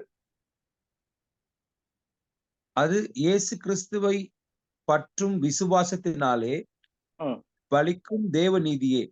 விசுவாசிக்கிற எவர்களுக்குள்ளும் எவர்கள் மேலும் அது பலிக்கும் வித்தியாசமே இல்லை. மிக தெளிவா சொல்லுது. அதாவது பாருங்க, இது என்ன சொல்லுதுன்னா, இயேசு கிறிஸ்து நம்முடைய பாவங்களுக்காக சிலுவையில் மரித்ததையும் அதன் மூலம் என்ன செய்கிறது? நியாயப்பிரமாணத்துக்கு ஈடான, நியாயப்பிரமாணத்தின் மூலம் வரக்கூடிய அந்த நீதி, அதுக்கு ஒப்பான நீதி, அதை இயேசு கிறிஸ்து தன்னுடைய வாழ்க்கையிலே நியாயப்பிரமாணத்துடைய எல்லா காரியத்துக்கான அந்த காரியத்தை அவர் பரிபூர்ணப்படுத்தி என்ன செய்கிறார்? அவருடைய நீதி, அவர் எங்களுக்காக அவர் ஜீவனை கொடுத்தபடியினாலே அவருடைய அந்த தேவன் எதிர்பார்க்கிற நீதி அவருக்குள்ளாய் காணப்படுகிறது. அந்த நீதி இப்போது அவர் என்ன செய்கிறார்? அவரை விசுவாசிக்கிறவர்களுக்கும் கொடுக்க விரும்புகிறார். அவருடைய சொந்த நீதியை, அதாவது இயேசு கிறிஸ்து மூலமாய் வருகிற அந்த நீதியை என்ன செய்கிறார்? அவரை விசுவாசிக்கிற யாரெல்லாம் அவரை விசுவாசிக்கிறார்களோ அவர்களுக்கு கொடுக்க விரும்புகிறார். அப்ப இந்த காரியம் அது மனிதனுடைய கிரியையினால் வருகிற நீதி கிடையாது. மாறாக இயேசு கிறிஸ்துடைய செயலின் அடிப்படையிலே தேவனுடைய சொந்த நீதியை மனிதர்களுக்கு கொடுக்க விரும்புகிறார். ஆனால் கொடுக்க விரும்பினாலும் கூட வசனம் தெளிவாய் சொல்லுகிறது, அந்த காரியம் வெளிப்பட்டு இருக்கிறது. ஆனால் யார் அந்த நீதியை பெற முடியும்? யாரெல்லாம் விசுவாசிக்கிறார்களோ. அது அர்த்தம், நீதி அந்த காரியம் வெளிப்படுத்தப்பட்டிருக்கிறது. அந்த நீதி சுய நீதி அல்லாமல் தேவனுடைய நீதி வெளிப்படுத்தப்பட்டு இருக்கிறது. அந்த நீதியை யார் பெற முடியும் என்றால் யாரெல்லாம் விசுவாசிக்கிறார்களோ, அதாவது யாரெல்லாம் விசுவாசித்தார்களோ அவர்கள் எல்லாரும் மேலேயும் அந்த காரியம் பலிக்கும். வித்தியாசமே கிடையாது, எல்லாருக்கும் அந்த காரியத்தை பெற்றுக்கொள்ள முடியும் என்று வசனம் சொல்லுகிறது. அப்ப இதோட அர்த்தம் என்னவென்றால் நம்முடைய கிரியைகளால் அல்லாமல், அதாவது நியாயப்பிரமாணத்தின் கிரியையினால் அல்லாமல் தேவனுடைய நீதி இயேசு கிறிஸ்துவனுடைய மூலமாக, அதாவது இயேசு கிறிஸ்துவின் மூலமாக மனிதனுடைய வாழ்க்கைக்கு வருவதை குறித்து இந்த வசனம் தெளிவாக சுற்றி காட்டுகிறது. பாருங்க, இந்த வசனத்தை பார்க்கும் பொழுது என்ன தெளிவாகிறது என்றால், இயேசு கிறிஸ்துவை விசுவாசிப்பதன் மூலமாய் வருகிற தேவ நீதி, அதாவது யாரெல்லாம் அவரை விசுவாசிக்கிறார்களோ, யாரெல்லாம் அவரை அவர் எங்களுக்காக அவர் மறிக்கப்பட்டார், எங்களுடைய அநீதிக்காக அவர் அந்த தேவன் அவர் சிலுவையிலே அவர் என்ன செய்யப்பட்டார், அவர் தன்னுடைய ஜீவனை கொடுத்தார் என்பதை யாரெல்லாம் விசுவாசிக்கிறார்களோ அவர்களுக்கெல்லாம் அந்த நீதி கிடைக்க போகிறது. இந்த நீதியை கொடுப்பதற்கான காரணம் என்னன்னு சொன்னா, மனிதன் அந்த நீதியை சுயநீதியை பெற்றுக்கொள்ள முடியாது. ரோமர் 3:23 சொல்றது, எல்லாருக்குமே தேவன் எதிர்பார்க்கிற அந்த நீதி மட்டத்துக்கு போக முடியாது. ஏன்னா எல்லாரும் அவர் எதிர்பார்க்க மட்டத்தை விட குறைவான மட்டத்திலே இருக்கிறார்கள். என்னதான் செஞ்சாலும் அந்த மகிமை கொட்ட போக முடியாது. அப்ப எல்லாருடைய வாழ்க்கையிலும் அந்த மகிமையற்ற நிலைமை, எல்லாருடைய வாழ்க்கையில பாவத்தின் நிமித்தமாக தேவன் எதிர்பார்க்க அந்த பரிபூர்ண மட்டத்துக்கு அல்லது அளவுகோலுக்கு கொஞ்சம் கீழே தான் இருக்கிறாங்க. என்ன செஞ்சாலும் அவருடைய அக்கிரியையினாலே தேவன் எதிர்பார்க்க நீதியை சம்பாதிக்க முடியாது. ஆகவே தான் என்ன நடக்கிறது, அவர் இலவசமாக என்ன செய்கிறார்? இந்த வசனத்தை வாசிப்போம். ரோமர் 3:24 என்ன சொல்றது? யாருக்கும் சம்பாதிக்க முடியாது, கிரியை செஞ்சு ஏதோ கொடுத்து கிரியை காட்டி தேவனுடைய நீதியை சம்பாதிக்க முடியாது. ஆகவே அந்த நீதியை அவர் என்ன செய்கிறார்? இலவசமாய் அவருடைய கிருபையினாலே கிறிஸ்து இயேசுவில் உள்ள மீட்பை கொண்டு நீதிமான்களாக்கப்படுகிறார்கள். தெளிவா சொல்லுது, கிருபையினாலே அவரை கொண்டுள்ள மீட்பை கொண்டு நாங்கள் நீதிமானாக்கப்படுகிறோம். அப்ப எங்களுக்கு தெளிவா புரிகிறது, இது யாருமே பெற முடியாது, உலகத்துல யாருமே பெற முடியாது. அவருடைய அந்த காலத்தை பெற முடியாது. ஆனா அவர் இலவசமா அவருடைய நீதியை அவர் என்ன செய்கிறார்? மனிதனுக்கு கொடுக்கிறார். இயேசு கிறிஸ்துவின் உள்ள மீட்பை கொண்டு மனிதனுக்கு கொடுக்கிறார். அப்ப எங்களுக்கு புரிகிறது, இந்த காரியம் நீதிமானாக்கப்படுகிற அந்த காரியம் மனிதனுடைய செயலினால் செயல்படுத்த முடியாது. அது தேவனால் ஏற்படுத்தப்பட்ட தெய்வீக ஒரு பரிமாற்றம், டிவைன் எக்ஸ்சேஞ்ச். தெய்வீக பரிமாற்றம் என்பது அர்த்தம் டிவைன் எக்ஸ்சேஞ்ச். அதாவது என்ன செய்கிறார்? அவர் நமக்கு நீதியை தரும்படிக்கு ரோமர் 2 கொரிந்தியர் 5:21 என்ன செய்கிறார்? ஒரு தெய்வீக பரிமாற்றத்தை, அதாவது பாருங்க 21 என்ன சொல்கிறது? நாம் அவருக்குள் இயேசு கிறிஸ்துவுக்குள் தேவனுடைய நீதியாகும் படிக்கு, நல்லா கேட்டுக்கொள்ளுங்க, இயேசு கிறிஸ்துவுக்குள் நம்முடைய நீதியாகும் படிக்க இல்லைங்க, தேவன் எதிர்பார்க்கிற நீதியாக மாறும் படிக்கு பாவம் அறியாத அவர் நமக்காக பாவமானார். அதாவது அவர் நீதியுள்ள தேவன், அவர் நீதியுள்ளவராயிருந்தும் மனிதனை நீதிமானாய் மாற்றுவதற்காக அவர் அந்த அநீதியை அவர் மேலாய் சுமந்து கொண்டார். அதாவது அந்த பரிமாற்றம் ஏற்றப்பட்டது. தேவன் இயேசு கிறிஸ்துவின் மூலமாக மனிதர்களை தனக்கு நீதிமான்களாக தெரிவு செய்யும் படிக்கு அவர் என்ன செய்கிறார்? அவர் தன்னுடைய ஜீவனை கொடுப்பதன் மூலமாய் அவர் ஒரு எக்ஸ்சேஞ்ச் பண்றாரு. அதாவது மனிதன் நீதியை பெற்றுக்கொள்ளும் படிக்கு அவர் அநீதியை அவருடைய வாழ்க்கையை பெற்றுக் கொள்கிறார். அப்ப இந்த காரியம் மிக முக்கியமானது. அப்ப இதுதான் இந்த நீதிமான. அவருடைய வாழ்க்கையின் மூலமாய் நாங்கள் நீதிமானாக்கப்பட்டிருக்கிறோம். எங்களுடைய கிரியையினால் அல்ல, இயேசு கிறிஸ்துவின் மூலமாய் மாத்திரமே. அப்ப இந்த தெய்வீக பரிமாற்றத்தினூடாய் மனிதனுக்கு ஏற்பட்ட விளைவு என்ன? அந்த தெய்வீக பரிமாற்றம் இயேசு கிறிஸ்துவின் மூலமாய் ஏற்பட்ட அந்த நீதிமானாக்கப்பட்ட அந்த காரியத்தினூடாக இயேசு எங்களுடைய அநியாயத்தை எடுத்துக்கொண்டு அவருடைய நீதியை எங்களுக்கு கொடுத்த நிமித்தமாக இப்போது எப்படி மனிதனுடைய நிலைமை இருக்கிறது? இதுதான் மனிதனுடைய நிலைமை. என்ன நடக்குது சொன்னால், இப்போது மனிதன் தேவனால் அங்கீகரிக்கப்பட்ட நிலையில் இருக்கிறான். அதாவது மனிதனுடைய செயல்கள், மனிதனுடைய எந்த காரியமும் தேவனால் அங்கீகரிக்கப்படல. இப்ப என்ன நடக்குது சொன்னால், இவன் இயேசு கிறிஸ்துவின் மூலமாக அந்த அந்த நீதியை பெற்றுக்கொண்ட நிமித்தமாக இப்போ தேவனால் அங்கீகரிக்கப்பட்ட நிலையிலே மனிதன் மாறுகிறான். தேவன் எதிர்பார்க்கிற மட்டத்துக்கு வருகிறான். இப்ப இயேசு கிறிஸ்துக்குள்ளாக அவன் வரும் பொழுது, இயேசு கிறிஸ்துவுக்குள் இருக்கிற அந்த நீதி அவனுக்குள்ள இருக்கும் பொழுது, தேவன் அவனை பார்க்கும் பொழுது, அவனுடைய காரியத்தை பார்க்கும் பொழுது தேவன் என்ன செய்கிறார்? இயேசு கிறிஸ்து அவனுக்குள்ளாய் பார்க்கிறார். ஆகவே இப்போது அவன் நீதிமானா இருக்கிறான். யாருடைய நீதி அவனுக்குள்ளாய் இருக்கிறது? தேவனுடைய நீதி இயேசு கிறிஸ்துக்கு மூலமாக வந்திருக்கு. அப்ப இப்ப தேவனால் அங்கீகரிக்கக்கூடிய நிலைமையில இருக்கிறான்.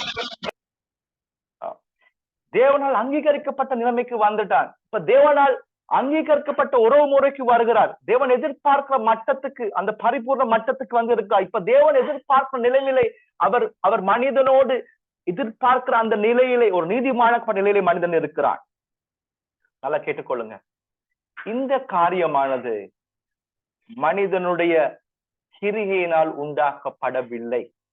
இந்த இந்த இந்த இந்த தெய்வீக பரிமாற்றத்தின் மூலம் நடப்பட்ட இந்த காரியமானது மனிதன். கேக்குதா? ஒரு நிமிஷம் தாங்க.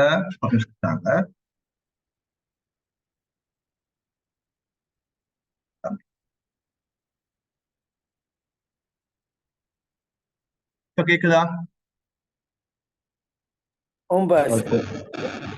கேக்குதா? கேக்குதா? ஓகே, கேக்குது. கேக்குது தானே? ஓகே, சரி, தேங்க்யூ.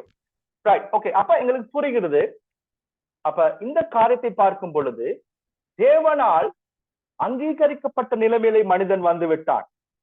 அப்ப தேவனுக்கும் இந்த நிலைமையை பெற்றுக்கொள்வதற்கு அவனுடைய கிரியினால் உண்டாக்கப்பட்டது அல்ல. ஒரே ஒரு காரியம், இயேசு கிறிஸ்துவின் மேல் வைக்கும் விசுவாசத்தினாலே தேவன் என்ன செய்கிறார்? அவனை தேவன் எதிர்பார்க்கிற அங்கீகரிக்கப்பட்ட நிலைக்கு கொண்டு வருகிறார்.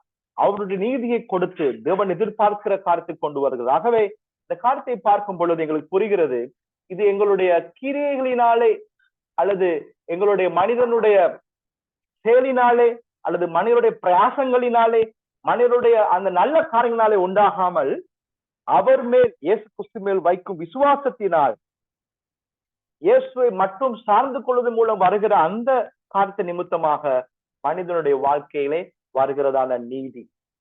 எந்த கிரியையின் அடிப்படையிலும் இல்லை, நீதி வரவில்லை. நீதி, அதாவது இயேசு கிறிஸ்துடைய அது ஒரே கிரியை நிமித்தமாக அந்த நீதி மனுஷனுக்கு வந்திருக்கிறது. ஆகவே தான் வேதத்திலே பார்க்கிறோம், பவுல் தெளிவாக சொல்லுகிறார். கலாத்தியர் புத்தகம் 3ஆம் அதிகாரம் 6ஆம் வசனத்திற்கும் 9ஆம் வசனம் மட்டும் பாருங்க. பவுல் சொல்லுகிறார், அவர் ஆபிரகாமனுடைய அந்த காரியத்தை, ஆபிரகாம் எப்படி தேவனுக்கு முன்பதாக நீதிமானாக்கப்பட்டான் என்பதை குறித்து அவன் சொல்லுகிறான். என்ன சொல்லுகிறான் பாருங்கள், அந்த வசனம் சொல்லுகிறது, 6ஆம் வசனம், அப்படியே ஆபிரகாம் தேவனை விசுவாசித்தான், அது அவனுக்கு நீதியாக எண்ணப்பட்டது. அப்ப என்ன சொல்ல வர சொன்னா, ஆபிரகாமுடைய வாழ்க்கையில அவன் கிரியின் மூலமாய் நீதிமானாக்கப்படவில்லை. அவன் என்ன செய்கிறார்? ஆபிரகாமும் தேவனை விசுவாசப்படியினால் அந்த விசுவாசம் என்கிற அந்த காரியம் அவனை நீதிமானாக எண்ணப்பட்டது. தேவன் எதிர்பார்க்கிற மட்டத்துக்கு, தேவனுடைய அங்கீகரிப்புக்கு அவன் பாத்திரவனாய் மாறினான். ஏதோ கிரியை செய்தால. அதே பவுல் சொல்லுகிறார். என்ன சொல்ற? கலாத்தி சபைக்கு சொல்லுகிறார்.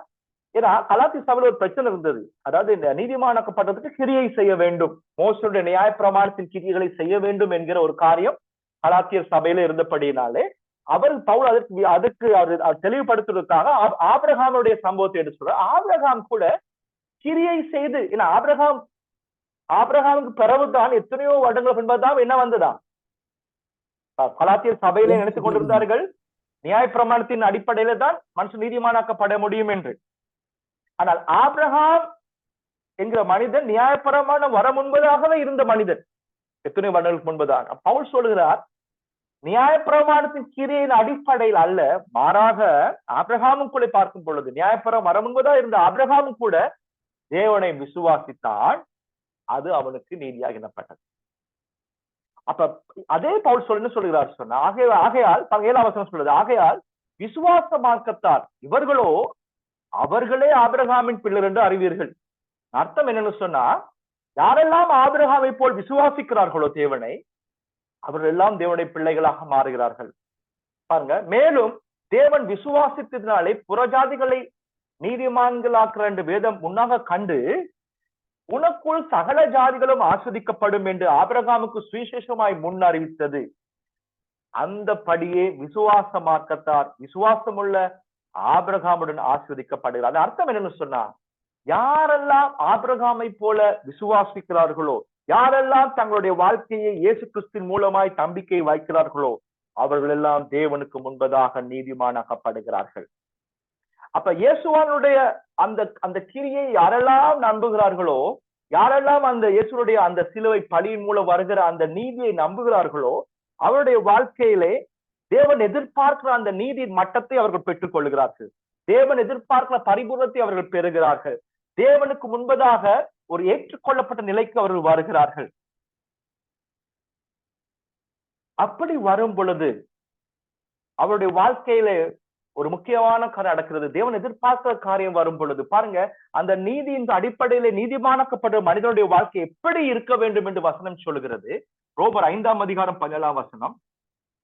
நாங்கள் முக்கியமான இடத்துக்கு போய் கொண்டிருக்கிறோம், சில காரியங்களை கற்றுக்கொள்ள போகிறோம் இந்த வசனங்கள் அடிப்படையில். ரோமர் 5:17 யாராவது வாசிங்கள்.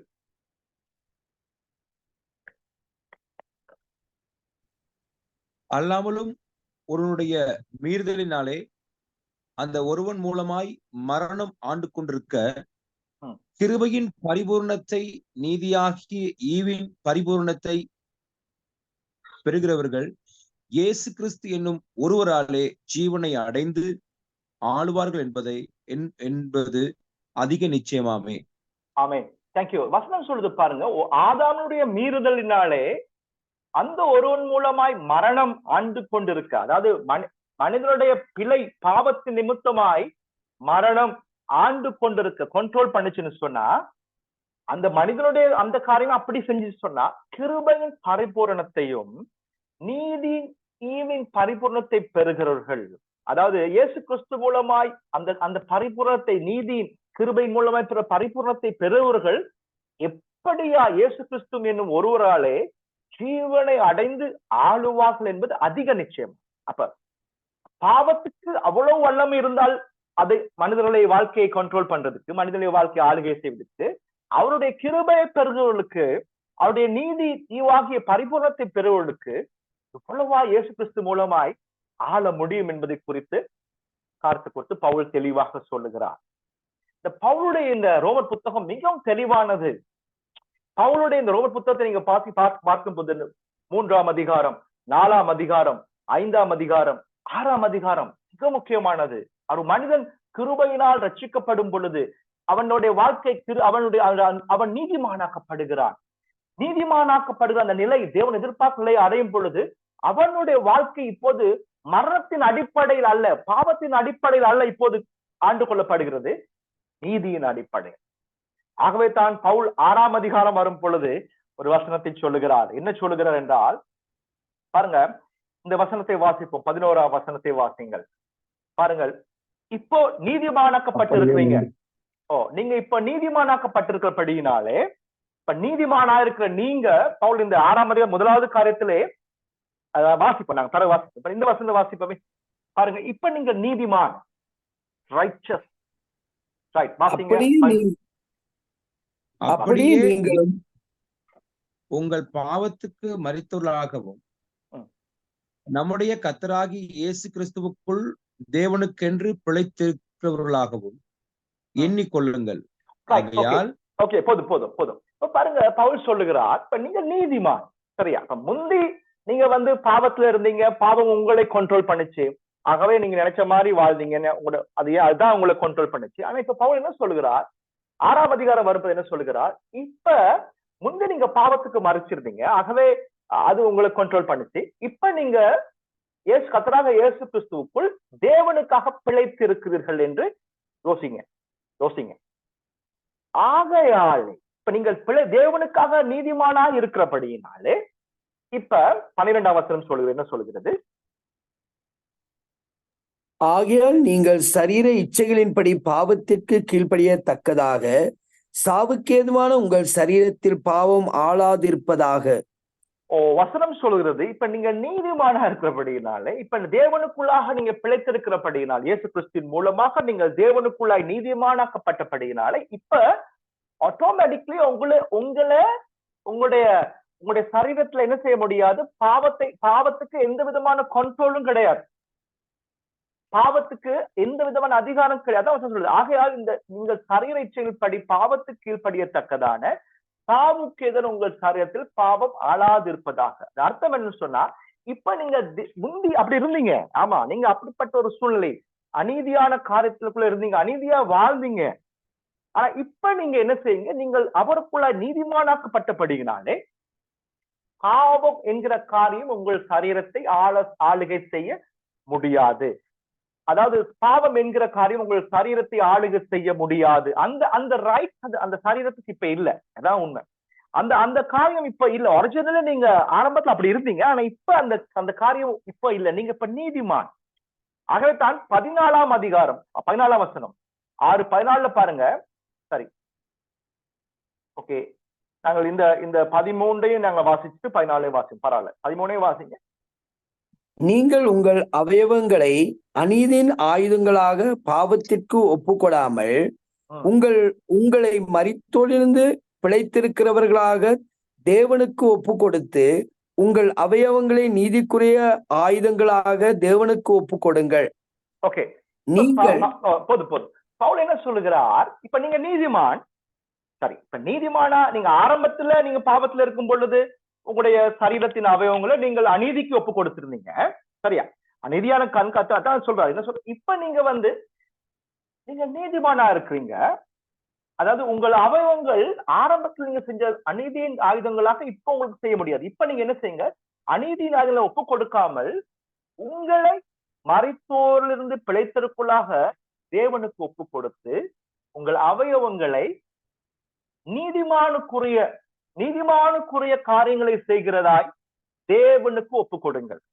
அதாவது இப்ப சில நேரத்துல நாங்க இதை செய்ய முடியாது. அதான் பவுல் சொல்றார், தேவனுக்கு நீங்க ஒப்பு கொடுங்க. ஏன்னா எங்களுடைய பலத்தினால இதை செய்ய முடியாது. அவருக்கு நாங்கள் ஒப்பு கொடுக்கும் போது அவர் நீதியின் ஆயுதங்களாக எங்கள் வாழ்க்கையை அவருக்கு ஒப்பு கொடுக்கும், ஜீவ பலியாக அவருக்கு ஒப்பு கொடுக்கும் பொழுது அவர் எங்களுக்கு உதவி செய்ய போகிறார். ஏன்னா எந்த மனுஷனும் காரியங்களை வெற்றிகரமாக செய்ய, அதுக்காகத்தான் தேவன் அவருடைய வல்லமை, அவரே அவர் ஆவியாக, அவருடைய ஆவி எங்களுக்குள்ளாக என்ன செய்யப்பட்டு கொடுக்கப்பட்டிருக்கிறது. அப்ப எங்களுடைய இந்த அவயவங்களை நாங்கள் என்ன செய்ய வேண்டும்? நீதிக்குரிய மனிதரா இருக்க நாங்கள் அவருக்கு ஒப்பு கொடுக்க, எங்களுடைய சரீரத்தின் அவயங்களை ஒப்பு கொடுக்க வேண்டும். அதற்கு காரணம் என்னவென்றால் அவர் தெளிவா சொல்றார், இப்ப நீங்க யாரு கீழே இருக்கிறீங்க? 14ஆம் பாருங்க, 14ஆம் வசனம். நீங்கள் நியாயப்பிரமாணத்திற்கு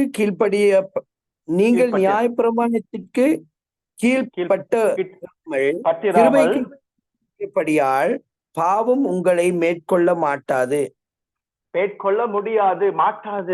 அதாவது இப்ப நீங்கள் அந்த நியாயப்பிரமாணத்தின் அந்த அநீதியின் காலத்துல இல்ல. இப்ப நீங்க கிருபைக்குள்ள இருக்கிறீங்க. இப்ப நிறைய பேர் சொல்லுவாங்க இல்லையா, கிருபைக்கு இருக்கிறதுனால நினைச்ச மாதிரி இருக்கலாம்னு சொல்லி நிறைய பேர் சொல்லுவாங்க. அப்படித்தானே சொல்றாங்க. அப்படிதான் நிறைய பேருடைய உபதேசங்கள் இருக்கு சொல்லி பிழையான உபதேசங்கள் வந்து கொண்டு இருக்குது. ஆனா வசனம் தெளிவா சொல்லுது, இப்ப நீங்க கிருபைக்குள்ள இருக்கிறனால என்ன செய்ய முடியாது? இப்ப என்ன செய்ய முடியாது? பாவம் உங்களை ஆள முடியாது. நல்லா கேட்டுக்கொள்ளுங்க, கிருபை கொடுக்கப்படுறதே பாவத்தை ஜெயம் கொள்வதற்காக. ஆமென். கிருபை என்பது பாவம் செய்வதற்கான லைசன்ஸ் கிடையாது. பாவத்திலிருந்து ஜெயம் கொள்வதற்காக, அதாவது பாவத்தை விட்டு விலகி இருப்பதற்கான, பாவத்தை வெறுக்கத்தக்க அந்த காரியத்தை பெற்றுக்கொள்ள கொடுக்கப்பட்ட ஒரு கிருபை, தயவு. அதான் கிருபை.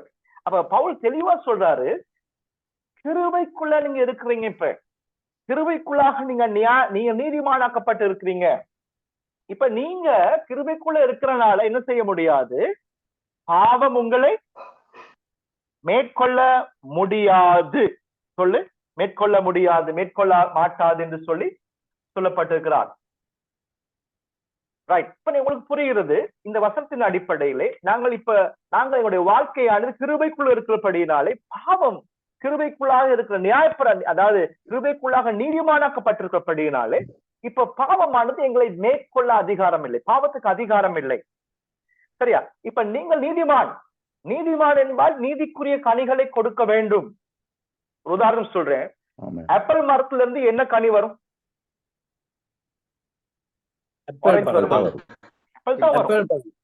ஆப்பிள் தான் வரும். தேங்காய் மரத்துல இருந்து மாங்காய் மரம் வருமா? மாங்காய் பழம் வருமா? வராது. சோ எந்த கனி, எந்த இது உங்களுக்குள்ளாக இருக்கிறதோ அது உங்களுக்குள்ளாக வெளிப்பட வேண்டும்.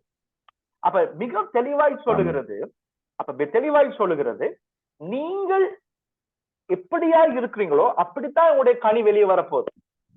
கடந்த முறை நாங்க பார்த்தோம் இல்லையா? என்னது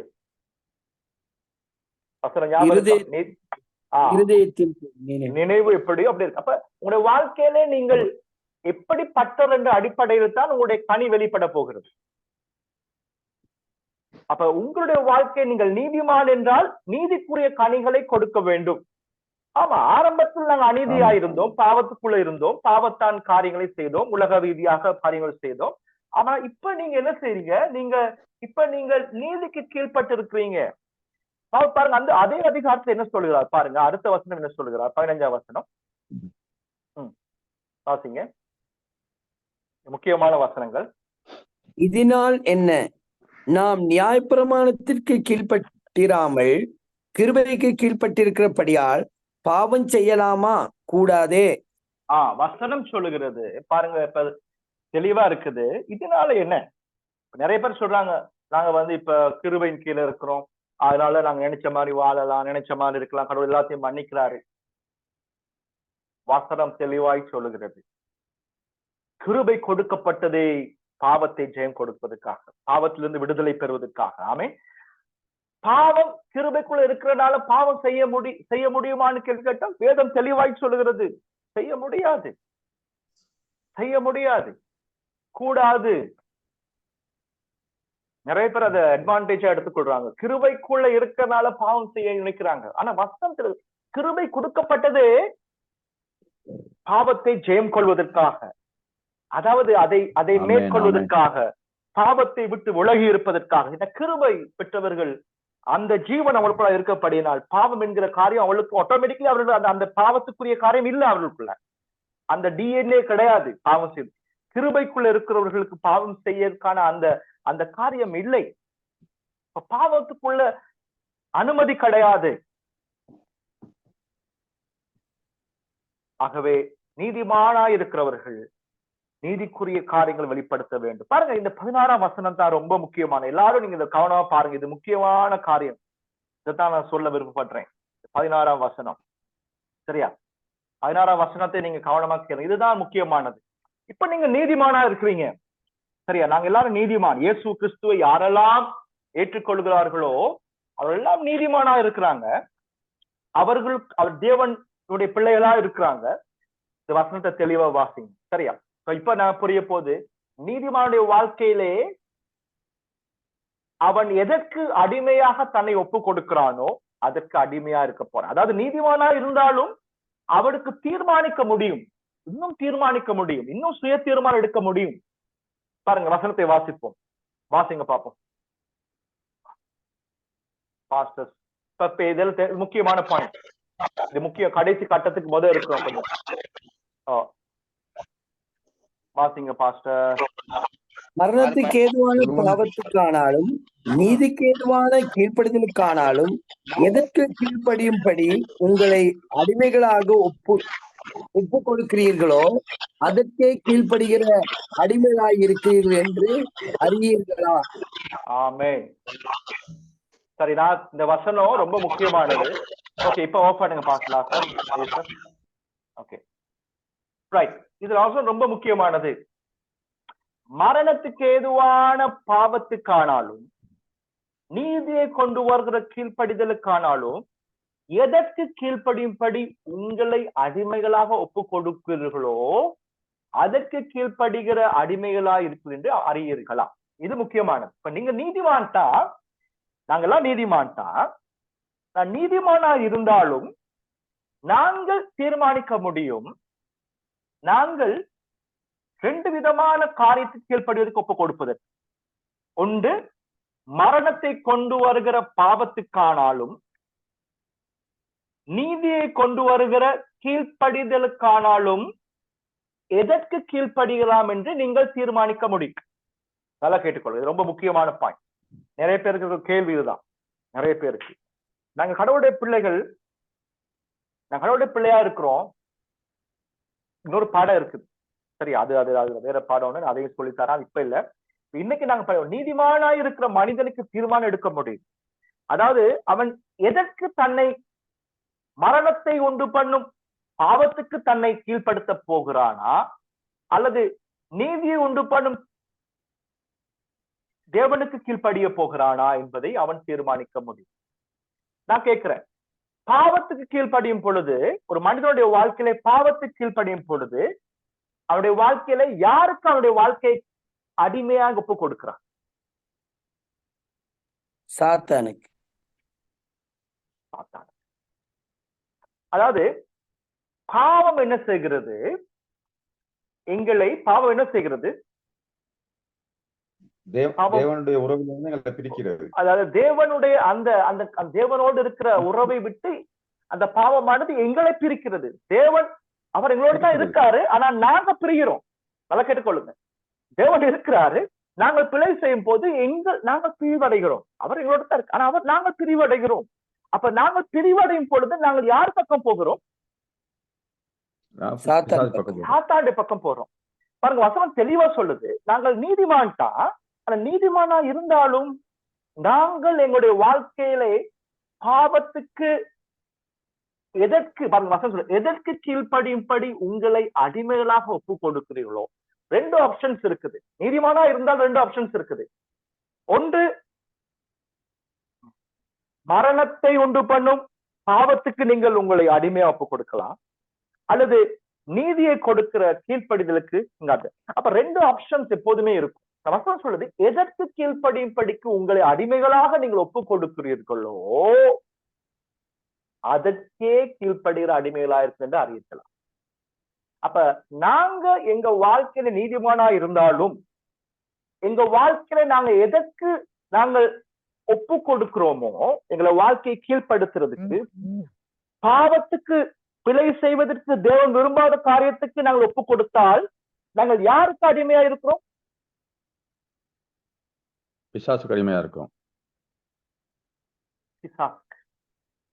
மரணத்தை கொண்டு வரக்கூடிய பிசாசுக்கு அடிமை.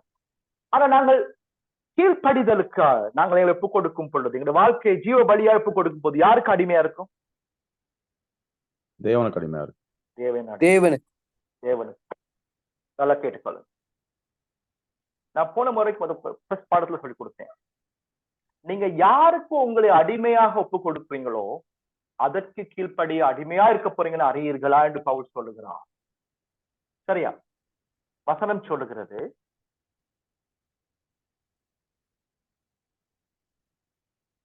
யோவான் 10ஆம் அதிகாரம் 10ஆம் வசனம் என்ன சொல்லுகிறது பாருங்க. வசனத்தை வாசிங்க பாப்போம்.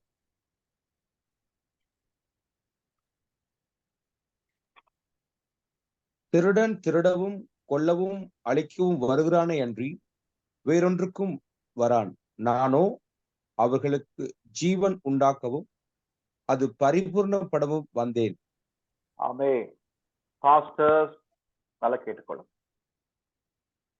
திருடன் திருடவும், எழுதி கொள்ளுங்க, வேணாம் முடிஞ்ச எழுதி கொள்ளுங்க. திருடன் திருடவும் கொல்லவும் அழிக்கவும் வருகிறானே அன்றி வேறொன்றுக்கும் வரான். ஆனால் நானோ அவைகளுக்கு ஜீவன் உண்டாயிருக்குமோ அது பரிபூர்ணப்படவும் வந்தேன். இந்த வசனத்தை நீங்க பாருங்க. இந்த வசனத்தின்படி நீங்கள் பாவத்துக்கு உங்களை இடம் கொடுத்தால் நீங்கள் யாருக்கு இடம் கொடுக்கிறீர்கள்? உங்களுடைய வாழ்க்கையை கீழ்ப்படுத்துறீர்கள். பிசாசுக்கு இடம் கொடுக்க. பிசாசுக்கு இடம், அதாவது இப்ப நான் ஒரு உதாரணம் சொல்றேன். இப்போ ஒரு வீட்டுல இப்ப நீங்க இப்ப வீடு இருக்கு, உங்க வீட்டுல நீங்க வந்து ஏதாவது ஒரு ஸ்வீட்டை போடுறீங்க, கீழே போடுறீங்க, ஸ்வீட்டை கீழே போடுறீங்க, ஸ்வீட் ஒரு இனிப்பு போட்டோம், என்ன நடக்கும்? என்ன நடக்கும்? இனிப்பு போட்டோம், ஸ்வீட்டை போட்டோம், எறும்பு எறும்பெல்லாம் வரும். இங்க இருக்க எறும்பெல்லாம் வந்துடும். நீங்க கூப்பிடுறீங்களா? எறும்பு ஸ்வீட்டை போட்டு எறும்பு வா, எறும்பு வா வான்னு கூப்பிடுவீங்களா? இல்ல பாஸ், அது சும்மாவே வந்துடும். அப்ப நாங்கள் எங்களுடைய சரீரத்தினாலே, எங்களுடைய வாழ்க்கையினாலே நாங்கள் பாவத்துக்கு எங்களுக்கு இடம் கொடுக்கும் பொழுது நாங்க பிசாச கூப்பிட தேவையில்லை. அவனுக்கு நாங்கள் அனுமதி கொடுக்கிறோம் எங்களுடைய வாழ்க்கையை கண்ட்ரோல் பண்றது, எங்களுடைய வாழ்க்கையை கண்ட்ரோல். அவ வசனம் சொல்லுது, நீங்கள் பிசாசுக்கு இடம் கொடுக்கும் போது அவனுக்கு அடிமையாக மாறுறீங்க. என்ன செய்வான் அவன்? வந்து என்ன செய்வான்? என்ன செய்வான்? திருடவும் கொள்ளையவும் அழிக்கவும் செய்வான். உங்க வாழ்க்கை கடவுளுக்குள்ளா இருக்குதான் உண்மை. உங்களுடைய வாழ்க்கை இப்ப உங்க வாழ்க்கை கடவுளுக்குள்ளாய் பரிசுத்த ஆவிக்குள்ளாய் சீல் பண்ணப்பட்டிருக்கு உண்மை. ஒரு உதாரணம் சொல்றேன், சரியா? இப்ப ஒரு வீடு எடுத்துக்கொள்ளுங்களேன், ஒரு வீடு எடுத்துக்கொள்ளுங்க. வீடுன்னு சொன்னா கதவு இருக்கும், ஜன்னல் இருக்கும், எல்லாமே இருக்கும், சரியா? எல்லாமே இருக்கும். இப்ப வீட்டுல நீங்க கதவை மூடிட்டீங்க, யாரும் வர முடியாது, சரியா? ஆனா கதவு மூடி இருந்தாலும் நீங்கள் ஜன்னல்களை திறக்க முடியுமா? முடியாதா? முடியும். கதவு மூடப்பட்டிருந்தாலும் வெளியே வருகிற தாக்கங்கள், பெரிய சூறாவளியா இருக்கலாம், பிரச்சனை இருக்கலாம். கதவை நீங்கள் ஜன்னலை திறக்கும் பொழுது அதன் மூலமா உங்கள் வீட்டுக்குள்ள தாக்கத்தை கொண்டு வர முடியும். நீங்க உங்க வாழ்க்கையில நீங்கள் தேவனுக்கு கீழ்ப்படிவதற்கு உங்களை ஒப்பு கொடுக்காமல் நீங்க நீதிமானா இருந்தாலும், உங்கள் சரீரங்களிலே நீங்கள் தேவனை விரும்பாத பாவத்துக்கு உங்கள் சரீரத்தை கீழ்ப்படி ஒப்பு கொடுத்தால், நீங்களே என்ன செய்கிறீர்கள்? யாருக்கு அனுமதி கொடுக்கிறீர்கள்? உங்களை அழிப்பதற்கு, கொல்லுவதற்கு யாருக்கு இடம் கொடுக்குறீங்க?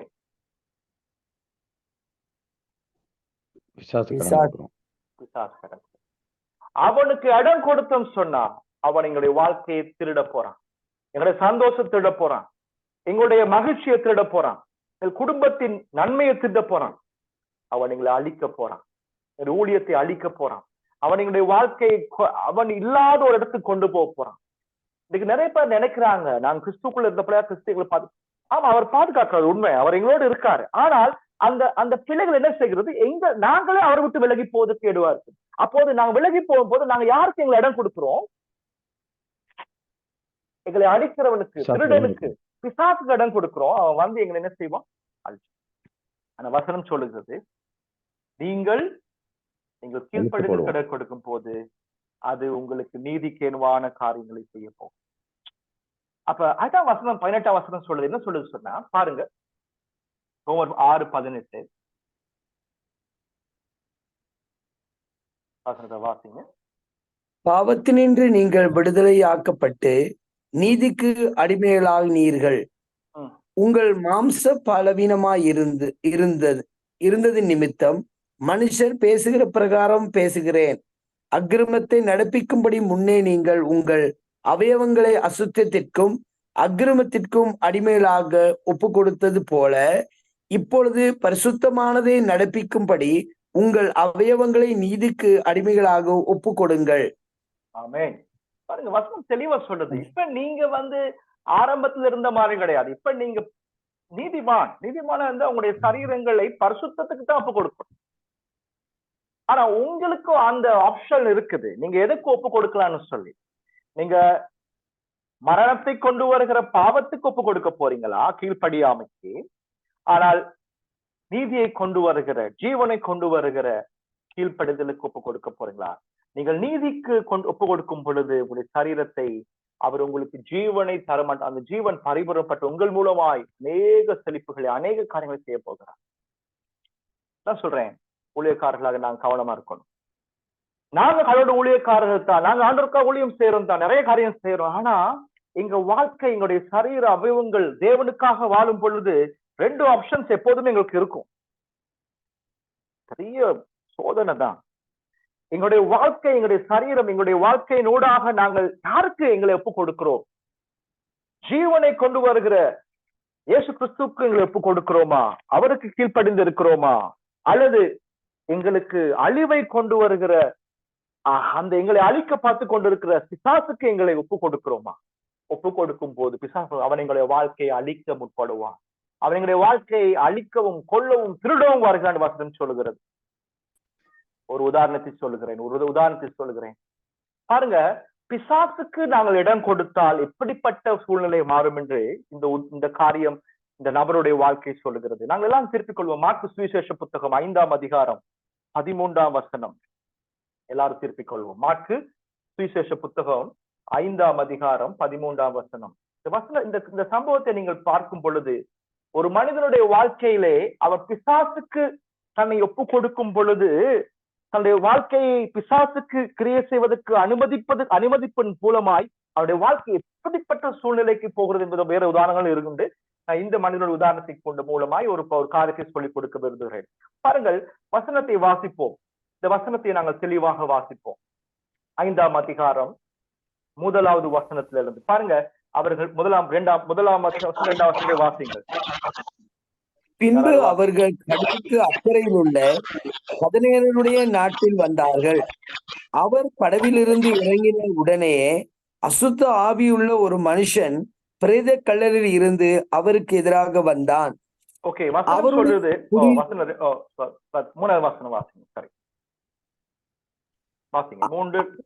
குடியிருப்பு கல்லறைகளிலே இருந்தது. அவனை சங்கிலிகளினாலும் கட்ட ஒருவனாலும் கூடாதிருந்தது. அடுத்த வசனத்தை வாசிங்க. அவன் அநேக தரம் விலங்குகளினாலும் சங்கிலிகளினாலும் கட்டப்பட்டு இருந்தும் சங்கிலிகளை முறித்து விலங்குகளை தகர்த்து போடுவான். அவனை அடக்க ஒருவனாலும் கூடாதிருந்தது. அவன் எப்பொழுதும் இரவும் பகலும் மலைகளிலும் கல்லுகளிலும் இருந்து கூக்குரலிட்டு கல்லுகளினாலே தன்னை காயப்படுத்திக் கொண்டிருந்தான். ஓகே, போதும்.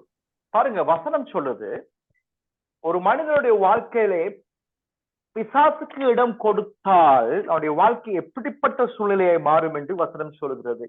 பாருங்க, இந்த வசனம் சொல்லுறது 3ஆம் வசனத்துல பார்க்கும் பொழுது பாருங்க, அவன் உண்மையாக ஒரு மனிதன் என்ற ரீதியிலே அவனுடைய வீடு எங்கே இருக்க வேண்டும்? ஒரு மனிதனாக எங்கே இருக்க வேண்டும்? கிராமத்துல இருக்கணும், வீட்டுல இருக்கணும், கிராமத்தில். ஆனா அவனுடைய வாழ்க்கை எங்கே இருக்கிறது? கல்லறைகளிலே. பிசாசுக்கு நாங்க இடம் கொடுக்கும் போது, பிசாசுக்கு இடம் கொடுத்தா எங்க வாழ்க்கையில நல்லா கேட்டுக்கோங்க, பாஸ்டர்ஸ் தான், நாங்க எல்லாம் ஊழியம் செய்யறோம் தான். இடம் கொடுத்தோம் சொன்னா, கீழ்படியாம இடம் கொடுத்தோம் சொன்ன எங்களோட வாழ்க்கையில அவன் நீங்க இருக்க வேண்டிய இடத்தை விட்டு உங்க வாழ்க்கையை வெளியே கொண்டு போவான். உங்களுடைய வாழ்க்கையை அவன் வேற நீங்க இருக்க வேண்டிய உண்மையா இருக்க வேண்டிய இடத்தை விட்டு உங்களை அப்படியே அழிவுக்கு கொண்டு போவான். இந்த மனுஷனுடைய வாழ்க்கையை அவன் வீட்டுல இருக்கணும். ஆனா அவன் பிசாசுக்கு அனுமதி கொடுத்தபடியினால் அவனுடைய வாழ்க்கையிலே பிசாசு அவனை பிரேத குழிகள் யாருமே போகாத அந்த குறிப்பிட்ட மனிதரே இல்லாத ஒரு இடத்துக்கு அவனை தனித்து விடப்பட்ட ஒரு நபராக மாற்றப்பட்டான். வசனம் சொல்லுது, அவன் சங்கீதங்களால் கட்டப்பட்ட ஒரு நாள் அநேக தர சங்கீதங்களால் கட்டப்பட்டிருந்தான்.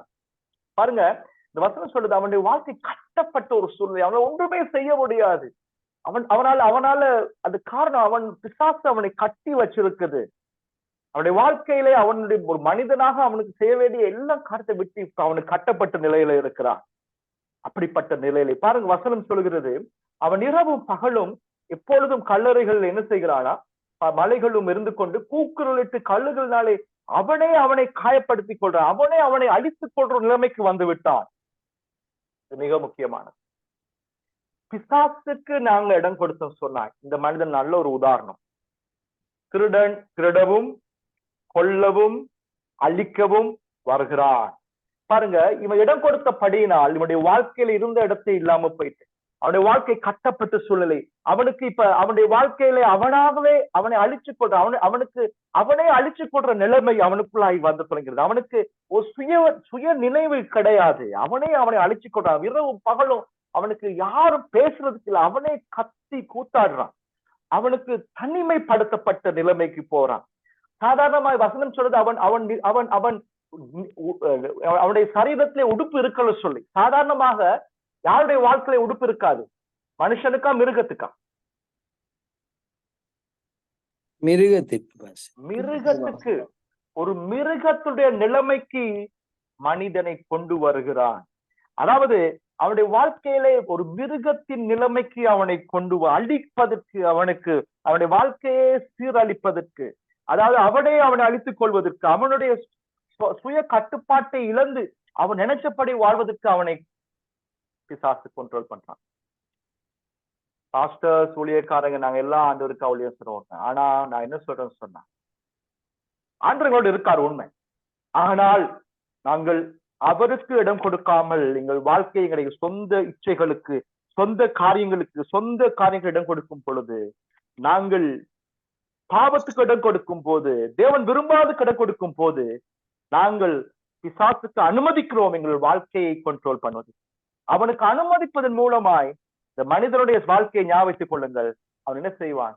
அவனை தேவனை நேசிக்கிறது உண்மை. நான் ஒரு பாடம் படிக்க போறேன், மனம் திரும்புதல், கிறிஸ்தவன் பாவம் செய்யும் நடக்கிற பாடம் படிக்க போறோம். அதெல்லாம் பிறகு வரப்போகுது.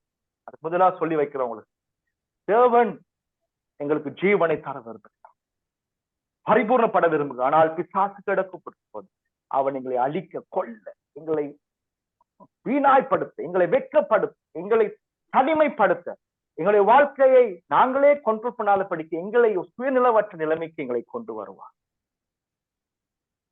எங்களை அழிக்க முற்படுகிறார். பாருங்க, 13ஆம் வசனம் சொல்லுது, 5:13 வாசிங்க பாப்போம். இயேசு அவைகளுக்கு உத்தரவு கொடுத்த உடனே அசுத்த ஆவிகள் புறப்பட்டு பன்றிகளுக்குள் போயின. உடனே ஏறக்குறைய 2000 பன்றிகளுக்குள் அந்த கூட்டம் உயர்ந்த மேட்டிலிருந்து ஓடி உடனே ஏறக்குறைய 2000 பன்றிகளுக்குள் மன்னிச்சு கொள்ளுங்க, 12ஆம் வசனத்துல வாசிங்க. 12ஆம் வசனத்துல வாசிங்க, 12ல இருந்து வாசிங்க. எல்லாரும் பாருங்க, முக்கியமான ஒரு பாயிண்ட் இதுல. அந்த பிசாசுகள் எல்லாம் அவரை நோக்கி, பன்றிகளுக்குள்ளே போகும்படி அவைகளுக்குள்ளே எங்களை அனுப்பும் என்று அவரை வேண்டிக் கொண்டன.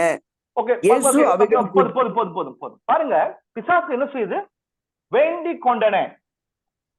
நல்லா கேட்டுக்கோங்க, எழுதி கொள்ளுங்க. வேண்டிக் கொண்ட, அது அர்த்தம் என்னது? வேண்டிக் கொண்ட அர்த்தம் என்ன அர்த்தம்?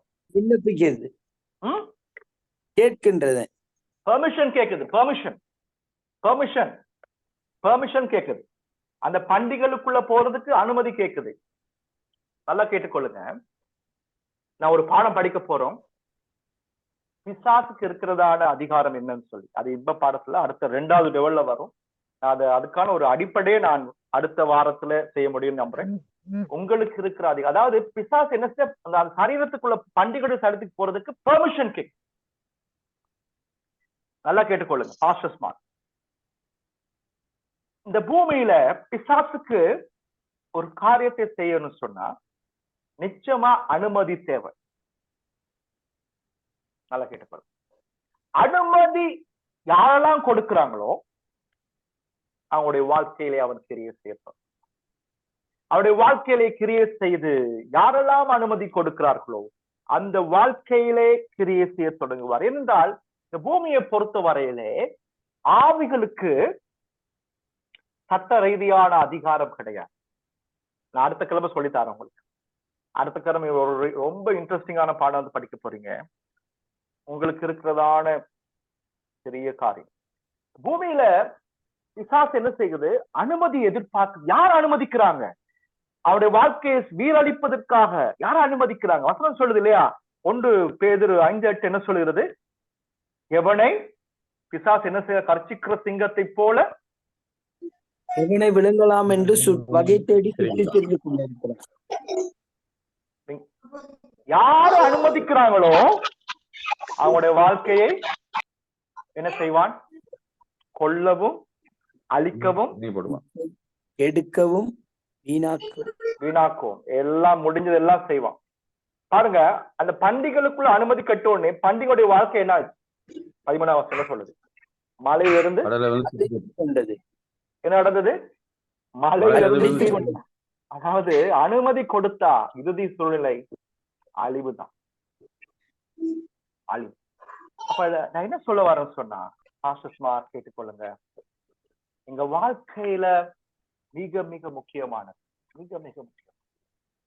நாங்க தேவனுக்குடைய நீதிமானா இருக்கிறோம், தேவனுக்காக காரியங்களை செய்யறோம், ஆமா உண்மை. ஆனா எங்க வாழ்க்கை நீதிமானுக்குரிய படிவுக்கு எங்களை ஒப்பு கொடுக்காவிட்டால் எங்களுடைய வாழ்க்கை பயங்கரமான. நீங்கள் நல்லா யோசிக்கொள்ளுங்க, இந்த நபருடைய வாழ்க்கை, இந்த நபருடைய வாழ்க்கையில நபருடைய வாழ்க்கையில பிசாசுக்கு இடம் கொடுத்த ஒரு நபருடைய வாழ்க்கையில என்ன நடந்தது என்பதற்கான ஒரு நல்ல உதாரணம் இந்த பகுதி. நிறைய உதாரணம் இருக்கு பைபிள்ல, உதாரணத்தை சொன்னேன். உங்க வாழ்க்கையில நாங்க நீதிமான் தான், கர்த்தருக்குள்ளாக நாங்க நீதிமானா இருக்கிறோம், கர்த்தருக்குள்ளாக நாங்கள் பெரிய காரியங்களுக்கு அழைக்கப்பட்டிருக்கிறோம். ஆனா நாங்க எங்க வாழ்க்கையில எதற்கு நாங்கள் கீழ்ப்படிவதற்கு ஒப்பு கொடுப்போமோ அதற்கு நாங்கள் அடிமைகளாக ஒப்பு கொடுக்கப்படுவோம் சொல்லி வசனம் தெளிவா சொல்லுது. அப்ப நீங்க தீர்மானிக்கப்படும், நீங்க நீதிமான் தான், நீங்கள் தேவனுடைய பிள்ளைகள் தான். ஆனாலும் இன்றைக்கும் உங்களுக்கு தீர்மானம் எடுக்க முடியும், எதற்கு நீங்கள் உங்களை அடிமைகளா ஒப்பு கொடுக்க போறீங்க. ஒப்பு கொடுக்கிற இடத்துக்கு நீங்கள் அடிமையா மாறீங்க. அப்ப நீங்க கீழ்ப்படியாமைக்கு உங்களை ஒப்பு கொடுத்தால், பாவத்துக்கு ஒப்பு கொடுத்தால், உங்களுடைய வாழ்க்கை அழிவுக்கு, பிசாசுக்கு இடம் கொடுக்கிறீங்க. அப்ப யார அழிக்கிறது, தேவனா பிசாசா? பிசாசு. நீங்க இடம் கொடுக்கும் போது பிசாசு உங்களை அவன் உங்களை கொலை செய்கிறான், உங்களை அழிக்கிறான், உங்களை வாழ்க்கையை திருடுகிறான், உங்கள் வாழ்க்கையை வீணாக்கி, உங்கள் வாழ்க்கை இல்லாத இடத்தை, நீங்க இருக்க வேண்டிய இடத்தை விட்டு அப்படியே அகற்றி உங்களுடைய வாழ்க்கையை கட்டுகளுக்குள்ள வைத்துள்ளப்போம். ஆகவே பாஸ்டர்ஸ்மார், நான் உங்களுக்கு கேட்டுக்கொள்றேன், நாங்க ஊழியம் செய்யறோம், நிறைய காரியம் மற்றவங்களுக்காக நிறைய, ஆனா எங்க வாழ்க்கை குறித்து நாங்க கவனமா இருக்கிறோம், எங்களுடைய வாழ்க்கை குறித்து கவனமா இருக்கிறோம். ஏன்னா நாங்க நிறைய பேர் மிஸ் பண்ற ஒரு காரியம், நாங்க நினைக்கிறோம் நாங்க எல்லாரும் கடவுளுடைய பிள்ளைகள், நாங்க ஆண்டவருக்காக ஊழியம் செய்யறோம், ஆண்டவர் எல்லாத்தையும் பார்த்து நாங்க எங்களுடைய வாழ்க்கையில எதையாவது செய்வோம் சொன்னா அது பயங்கரமா இருக்கும். எங்க வாழ்க்கை குறித்து கவனமா இருக்கும். நான் உங்களுக்கு ஒரு காரியத்தை சொல்ல விருப்பம், நேரம் இருக்கோ தெரியல. நாங்க சில நேரத்துல கடவுளுக்குள்ளா இருக்கிறோம், ஆனா மறுபக்கத்துல இன்னொரு காரியத்தையும் செஞ்சு கொண்டு இருக்கிறோம். ஓகே, நான் சொல்றேன், அந்த காரியம் மிக முக்கியமா இருக்க போகுது. நான் அடுத்த பாடத்தை சொல்லிருந்தேன், இப்பயே சொல்றேன் சொல்லி ஏற்படுறேன். திருப்பிக் கொள்வோம் எல்லாரும். 2 ராஜாக்கள், 1 ராஜாக்கள் புத்தகம் எல்லாரும் திருப்பிக் கொள்ளும். நான் அடுத்த பாடத்தை அதை நான் எடுக்கணும்னு சொல்லி நினைச்சிருந்தேன்.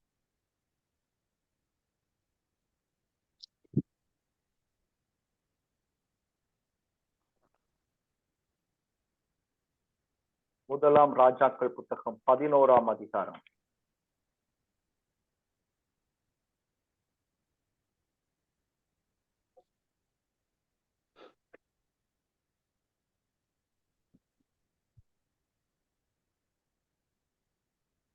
ஏழாம் வசனம்.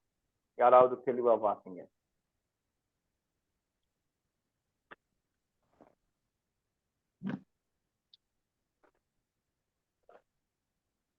நிறைய பேர் இல்ல, ஆனாலும் நான் இந்த வசனத்தை சொல்லிட்டேன். ஓகே ஓகே, எல்லாரும் பைபிள் எடுத்துட்டீங்களா? இந்த வசனத்தை எடுங்க, எல்லாரும் தயவு செய்து எடுங்க. ரொம்ப முக்கியமான வசனம், ரொம்ப முக்கியமான வசனம், எல்லாரும் எடுங்க. நாங்க தேவனுக்காக ஊழியம் செய்யறதா, வசனத்தை எடுத்துக்கொள்ளுங்க, வாசிங்க, நோட் பண்ணுங்க. தயவு செய்து ஒரு ஒரு ஒரு ஒரு நோட்டை போட்டுக்கொள்ளுங்க. அந்த இடத்துல 11:7 வசனத்தை வாசிங்க. எல்லாரும் கேட்க சத்தமா தெளிவா வாசிங்க. யாராவது தெளிவா வாசிங்க.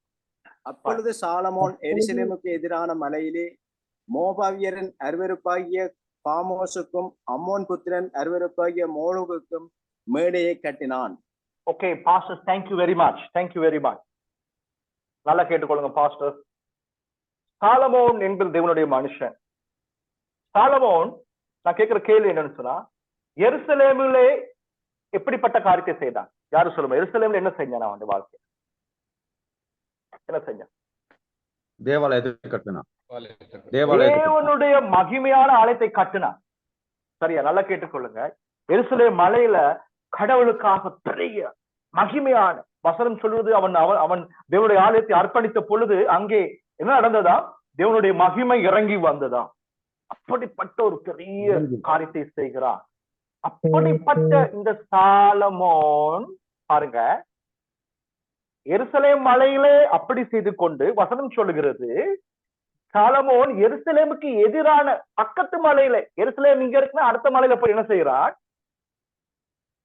என்ன செய்கிறான்? மோவாபியருக்கும் காமோசுக்கும் அம்மோன் புத்திரரின் அருவருப்புகளுக்கு மோலோக்குக்கும் என்ன செய்கிறான்? தேவன் விரும்பாத அருவருக்கத்தக்க காரியங்களை செய்கிறான். பாஸ்டர்ஸ் நல்லா கேட்டுக்கொள்ளுங்க. ஒரு மலையில தேவன் மகிமைப்படுகிற மகிமை, பல பயங்கர வர்ஷிப், பயங்கர ஊழியம், பயங்கர காரியம், மகிமை, ஓ பியூட்டிஃபுல். ஆனா அதுக்கு எதிரான மற்ற மலைக்கு போகும்போது அவனுடைய வாழ்க்கை எப்படி இருக்கிறது? அருவருப்பான விக்கிரங்கள், தேவன் அருவருக்கத்தக்க காரியங்களை செய்து கொண்டிருந்தார். நீங்க நினைக்கிறீங்களா தேவன் சந்தோஷப்பட்டிருப்பார் சொல்லி? நல்லா கேட்டுக்கொள்ளுங்க. தேவன் இன்றைக்கு நிறைய பேர் என்ன செய்கிறாங்க? சாலமோனை போலத்தான். ஒரு பக்கம் ஆண்டவருக்கா நிறைய ஊழியங்கள், அற்புத அடையாளங்கள் எல்லாம் செய்யறாங்க. ஆனா மறுபக்கம் தேவன் விரும்பாத அருவருக்கத்தக்க காரியங்கள் அவனுடைய வாழ்க்கையில் இருக்கிறது. சாலமோனுடைய வாழ்க்கை அவனுக்கு பின்பதாக பெரிய ஒரு காரியம். அவனுக்கு அந்த வசனத்துக்கு அதை பாசி பாருங்க. தேவன் அதற்கு எப்படி செயல்பட்ட வசனம் சொல்லுது. நான் என்ன சொல்றேன்னு சொன்னா, நம்முடைய வாழ்க்கையும் ஒருவேளை ஆண்டவருக்காக ஊழியம் செய்யறோம், நிறைய காரியம் செய்யறோம், மகிமை செய்யறோம். ஆனா மறுபக்கம் தனிப்பட்ட வாழ்க்கையில, குடும்ப வாழ்க்கையில, மற்ற வாழ்க்கையில, யாரும் காணாத வாழ்க்கையில நாங்கள் எப்படி இருக்கிறோம் என்பது எங்களுக்கு தெரியாது. ஆனால் நீங்கள் உங்களுடைய வாழ்க்கையை கீழ்ப்படியாமைக்கு நீங்கள் உங்களுடைய வாழ்க்கையை, உங்களுடைய சரீரத்தை ஒப்பு கொடுத்தால், ஒப்பு கொடுப்பது யாருக்கு கீழ்ப்படிய இடம் கொடுக்குறீங்க? உங்களை அழிக்க வகை தேடிக்கொண்டிருக்கிற, உங்களை கொல்ல வகை தேடிக்கொண்டு, உங்களை வீணாக்க வகை தேடிக்கொண்டு பிசாசுக்கு இடம் கொடுக்க. ஆகவே எங்களுடைய வாழ்க்கையை குறித்து கவனமா இருக்கு. நாங்க நீதிமான் தான், ஒரு சொந்த கிரையினால் நாங்கள் பெறல, அவருடைய நீதி எங்களுக்குள்ளாக இருக்கிறது. ஆனாலும் அந்த நீதியை பெற்ற நாங்கள் நீதிக்குரிய காரியங்களை செயல்படுத்துவதற்காக அழைக்கப்பட்டிருக்கிறோம். நீதிக்கு கீழ்ப்படியும் படிக்க அழைக்கப்பட்டிருக்கோம். ஆனால் எங்களுடைய வாழ்க்கை நாங்கள் தீர்மானிக்க முடியும். என்ன செய்யலாம்? உங்கள்கிட்ட ஒப்பு கொடுக்க. உங்களை அழிக்க வகை தேடிக்கொண்டிருக்கா ஒருத்தன், ஆனா உங்களுக்கு ஜீவனை தரவும் பரிபூர்ணப்படவும் கொடுக்குறீங்க ஒருவர் பார்த்து கொண்டிருக்காரு. நீங்க நீதிமான் தான். நீங்க எதற்கு ஒப்பு கொடுக்குறீங்களோ உங்க வாழ்க்கை அப்படியாக அடிமையா இருக்க போகும். ஆமென், ஆமென். நான் நம்புறேன் பாஸ்டர், எத்தனை பேருக்கு இந்த பாடம் புரிஞ்சு? நீங்க வாயை திறக்கான்னு சொன்னா நான் நினைப்பேன் உங்களுக்கு பாடம் புரியல தான் நினைப்பேன். நல்லா இருந்துச்சு பாஸ்டர். நல்லா விளங்கிச்சு பாஸ்டர். Thank you. நீதிமானாய் இருப்பது எங்களுக்கு கிடைக்கப்பட்ட ஒரு வரம், கிருபை. அந்த கிருபை கொண்டு நாங்கள் நீதியாய் வாழ்வதற்கு அழைக்கப்பட்டிருக்கோம், பாவம் செய்வதற்காக. ஆகவே நிறைய பேர் இது உபதேசம் சொல்றாங்க இல்லையா, பாவம் செய்வதற்காக எல்லாம் அனுமதி இருக்கு சொல்றாங்க. என்ன வேணா அடிச்சுக்கொள்ள செஞ்சுக்கோ, கடவுளை மன்னிக்கிறார். கிருபை கொடுக்கப்பட்டது பாவத்துக்காக அல்ல. தெளிவாய் வேதவசனம் சொல்லுகிறது, கிருபை பெற்றால் பாவத்தை மேற்கொள்வதற்காக. ஆமென், ஆமென். நான் நம்புறேன் பாஸ்டர் உங்களுக்கு புரிஞ்சிச்சு இந்த பாடம். இப்ப நீங்க எனக்கு கேள்விகள், உங்களுக்கு யாருக்காவது புரியாம இருக்குதா, அதை ஏற்றுக்கொள்ள மாட்டீங்கன்னு சொல்லி சொல்றீங்களா? யாராவது அழைக்கலாம், அதுதான் விருப்பம். நீங்க கேள்விகள் கேட்கணும், இல்லாட்டி விளங்கணும்னு சொன்னா என்ன விளங்குச்சுன்னு சொல்லணும்.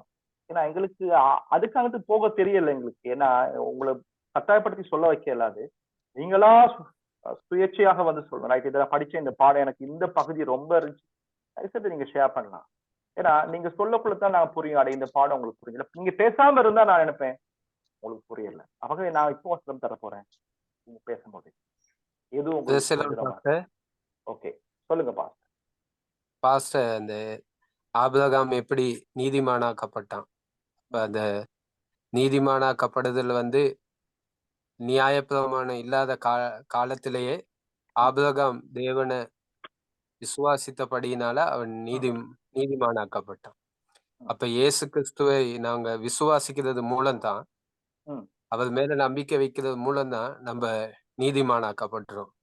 இது நம்முடைய பலத்தினால இல்ல, தேவனுடைய அவர்கிட்ட இருந்து வந்த அந்த கிருபையினால நமக்கு கிடைச்ச அந்த வாழ்க்கை. அவருடைய இயேசு நம்மள தெரிந்து கொண்டதுனால, அவர் மேல வைக்கிற நம்பிக்கையினால நம்ம நீதிமானாக்கப்படுறோம். ஆமா, நிச்சயமா அவருடைய நீதி எங்களுக்குள்ள, அந்த நீதி எங்களுக்கு உதவி செய்வதற்காக கொடுக்கப்பட்டது. அதான் அவருடைய கிருபை. அது அது அது அவர் எங்களோடு இருப்பதே எங்களுக்கு உதவி செய்யத்தான். சரியா? அப்ப அவர் அந்த நீதி இருப்பது, அந்த நீதி அவருடைய அந்த ஜீவனை கொண்டு நாங்கள் ஆளுகை செய்திருக்காங்க. நாங்க நிறைய பேர் என்ன செய்றோம், அதுக்கு விரோதமாக செஞ்சு நாங்க நினைச்சபடி வாழ்ந்து அந்த அந்த ஆளுகையை நாங்கள் பிசாசுக்கு இடம் கொடுத்து எங்களை அழிக்கிறோம். எதற்கு இடம் கொடுக்கிறோமோ அதனால் ஆளப்படுவோம் நாங்கள். Very good point. எதற்கு நீங்க இடம் கொடுக்கணும்? நீங்க நீதிமான் தான், தேவனுடைய பிள்ளைகள் தான். எதற்கு நீங்க இடம் கொடுப்பீங்களோ அது உங்களை கண்ட்ரோல் பண்ணும். தேங்க்யூ. எதற்கு இடம் கொடுக்கிறோமோ, நான் நீதிமானாகப்பட்டிருக்கிறோம். ஆனா நாங்க எதை இடம் கொடுக்கிறோமோ அதைத்தான் நாங்க அனுபவிக்க போறோம். Very good. ஒரு தீர்மானம். கடவுளுக்கு நாங்க இடம் ஒப்பு கொடுக்கும் பொழுது, அதுக்கு இடம் கொடுக்கும், அவருக்கு இடம் கொடுக்கும் பொழுது அவர் எங்களை ஆளுகை செய்வார்.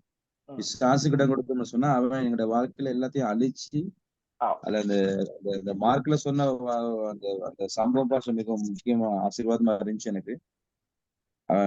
அவருடைய வாழ்க்கை அது அழிவுக்கு நேராக கொண்டு போகுது. இந்த பன்றிகளை அழித்து போட்டது, அனுமதி கேட்டதுனால. அது மாதிரி சில நேரத்துல சற்று இந்த வாழ்க்கையில அனுமதி அழித்து போட்டு அனுமதி கொடுத்தா அழிப்பான். நான் வாரக்கிழமை ஒரு முக்கியமான பாடம், வெரி இம்பார்ட்டன்ட், நீங்க படிக்க போறீங்க, ரொம்ப முக்கியமான ஒரு பாடம். தேவனுடனான உறவுன்னு நினைக்கிறேன் பாடத்தின் தலைப்பு. அது மிக முக்கியம். அதை நீங்க படிக்கும் போது நீங்க பாப்பீங்க, இந்த பூமியில உங்களுக்கு இருக்கிறதான காரியம், அப்படிப்பட்ட காரியம் சொல்லு. நான் நம்புறேன் உங்களுக்கு புரியுது இந்த பாடங்கள். Thank you, thank you. அனுமதி கொடுக்கறது எவ்வளவு முக்கியம்னு சொல்லி நீங்க படிக்க போறீங்க அந்த பாடம். அனுமதி, ஆவிகள் அனுமதி பெறுவதற்காக காத்து கொண்டிருக்கிற, அனுமதிக்காக காத்து கொண்டிருக்கிறது. பரிசுத்த ஆவியானவரும் யாரெல்லாம் அனுமதிப்பார்களோ அவர்களோடு சேர்ந்து தான் வேலை செய்ய பார்த்து கொண்டிருக்கிறார். ஆமென், ஆமென். பலவந்தமாய் வந்து இந்த பூமியில, நான் உங்களுக்கு ஒரு சின்ன துரும்பு போடுறேன். இந்த பூமியில, அடுத்த கிழமை பாடத்துக்கு, இந்த பூமியில சட்ட ரீதியான அதிகாரம் ஆவிகளுக்கு கிடையாது. ஒருவேளை நீங்க யோசிக்கலாம், என்ன பாஸ்டர் எப்படி சொல்றாரு சொல்லு. அதுக்கு காரணம் இருக்கு, நான் உங்களுக்கு சொல்லித்தரேன். நீங்க எத்தனை பேர் வாரக்கிழமை வர போறீங்களோ அவங்க அதை பெற்றுக்கொள்வாங்க, சத்தத்தை பெற்றுக்கொள்வாங்க. ஒரு இம்பார்ட்டன்ட், முக்கியமான பாடம் அனுமதி கொடுக்க. ஓகே, நாங்க கற்றுக்கொள்ள போறோம். Right, okay. வேற யாரு? தேங்க்யூ. வேற யார்? பாஸ்டர்ஸ் நீங்க சொல்லுங்க உங்களோட. சாரி பாஸ்டர் மாமா, பாஸ்டர் மோகன் கதாக்குறேனே பாஸ்டர். தமிழ்ல பேசுங்களேன், நாங்க எல்லாம் தமிழ்ல இருக்கு. ஐயோ පොඩක් අමාරු පාස්ටර් පොඩක් පාස පරිචවරයා සහ සුංගම අය කරන ගැන පාස කතා කරා. ඒකේ පාස්ටර් අද ගොඩක් වෙලාවට පාස්ටර් අපි අපේ තත්වය නැත්නම් අපි වෙලා තියෙන සංස්කෘතිය අනුව අද ගොඩක් අය ධර්මිෂකමකට පත් වෙන්න බැරුව ඉන්නවා. අද තමාගේ පාපෝච්චාරණයක් නැහැ. තමාට ගැලවුම් කරුවෙක් අවශ්‍යයි. තමාට විසඳුමක් ඒ තැනේ නැහැ මිනිස්සු අද ගොඩක් වෙලාවට. නමුත් ක්‍රිස්තුස් ගේ දරුවන් යටිතේ ඉන්නවා. නමුත් තමාටම ෂුවර් නැහැ තමා ධර්මිෂකෙක්ද කියලා. ඒක පොඩි වෙනසක් තිබුණා. පාස්සේ ගොඩක් සතුටුයි ගැන පොඩක්. அது உண்மை. இப்ப நாங்க இது ரொம்ப முக்கியமானது. ஏன்னா நாங்க இந்த நியாயப்பிரமாணம் கொடுக்கப்பட்டது எங்களுக்கு கிறிஸ்துவாண்டைக்கு வழிநடத்துறது. அதாவது எங்களுக்கு ஒரு இரட்சகர் தேவை. இன்றைக்கு இரட்சகர் தேவை, அந்த கிறிஸ்து எங்களுக்கு தேவை. அதுதான் அவர் இருக்கார். நாங்கள் நியாயப்பிரமாணத்திற்கு வாழ்க்கைப்படி, நாங்கள் இந்த வேதத்தின் படி நியாயப்பிரமாண புத்தகம், சட்டத்திட்டங்கள், இதன்படி வாழ்வதற்கு யாரோட உதவி எங்களுக்கு தேவை? தேவனுடைய உதவி எங்களுக்கு தேவை. கிறிஸ்து அதுக்காக இருக்காரு. இயேசு கிறிஸ்து வந்ததுக்கான காரணமே நியாயப்பிரமாணத்தை அவர் எங்களுடைய வாழ்க்கையில அவர் பரிபூர்ணப்படுத்தி அவர் எங்களுக்கு உதவி செய்வதற்காக. அவர் தேவனுடைய வார்த்தையின்படி வாழ்வதற்கு அவர் எங்களுக்குள்ளா இப்போது வந்திருக்கிறார். அது படிக்க போறேன் நான். Okay, thank you. வேற யார்? பாஸ்டர். Pastor, thank you. நான் சொல்ல வந்து ஒரு காரியம், தயவு செய்து நீங்க உங்களுடைய கமெண்ட்ஸ், உங்களுடைய படிச்ச காரணம் ஒரு நிமிஷம் நீங்க எடுத்து வாய்ஸ் மெசேஜ் ஒன்று போடுங்க நீங்க உங்களுக்கு குரூப்ஸ்ல. அது நாங்க அதை கேட்க விருப்பம். ஏன்னா அது அநேகருக்கு அது ஆசீர்வாதமா இருக்க போகுது. நீங்க சொல்லும் போது மற்றவர்கள் அதை ஞாபகப்படுத்திக் கொள்வார்கள். ரெண்டாவது நானும் புரிஞ்சு கொள்வேன், உங்களுக்கு புரிஞ்சு சொல்லி. அப்ப எனக்கு ஈஸியா இருக்கும் அடுத்த காரியங்கள் உங்களுக்கு. ஏன்னா நான் நம்புறேன் உங்களுக்கு எல்லாருக்கும் இது புரியுது சொல்லி. நான் ரொம்ப பெருசா தியோலஜியா கிடையாது. உங்க எல்லாருக்கும் புரியுதா நான் பேசுற தமிழ்? ஓகே, சொல்லுங்க பாஸ்டர் யேசுராஜா. பாஸ்டர், நான் இன்னைக்கு படிச்சு கொண்டது என்ன பாஸ்டர், பாவத்தை மேற்கொள்றதுக்கு தான் ஆண்டவர் எங்களுக்கு அந்த கிருபையை கொடுத்திருக்கிறார். கிருபையை கொடுத்தது பாவத்தை மேற்கொள்றது. ரெண்டாவது பாஸ்டர், அவருடைய கிருபை இல்லாம நாங்க பாவத்தை மேற்கொள்ள முடியாது. அதை நான் இன்னைக்கு கற்றுக்கொண்டேன் பாஸ்டர். நிச்சயமா கிருபை கொடுக்கப்பட்டதே பாவத்திலிருந்து ஜெயம் கொள்ள, பாவத்து விடுதலை அடைத்தது. அதே பேர் அதை மாத்தி சொல்றாங்க இல்லையா, திரும்ப இருக்கப்ப இந்த வடிவம் நினைச்சபடி வாழலாம். அவங்க தெளிவா சொல்லியிருக்காங்க, வெரி கிளியர். பாஸ்டர் குணசீலன், நீங்க என்ன படிச்சீங்க? ஓகே, மத்தவங்களும் சொல்லலாம். பாஸ்டர் குணசீலன் என்ன படிச்சீங்க?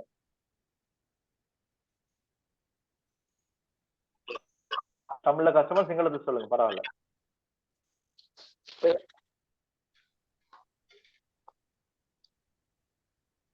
வாய்ஸ் நீங்க ஆஃப் பண்ணிருக்கீங்க.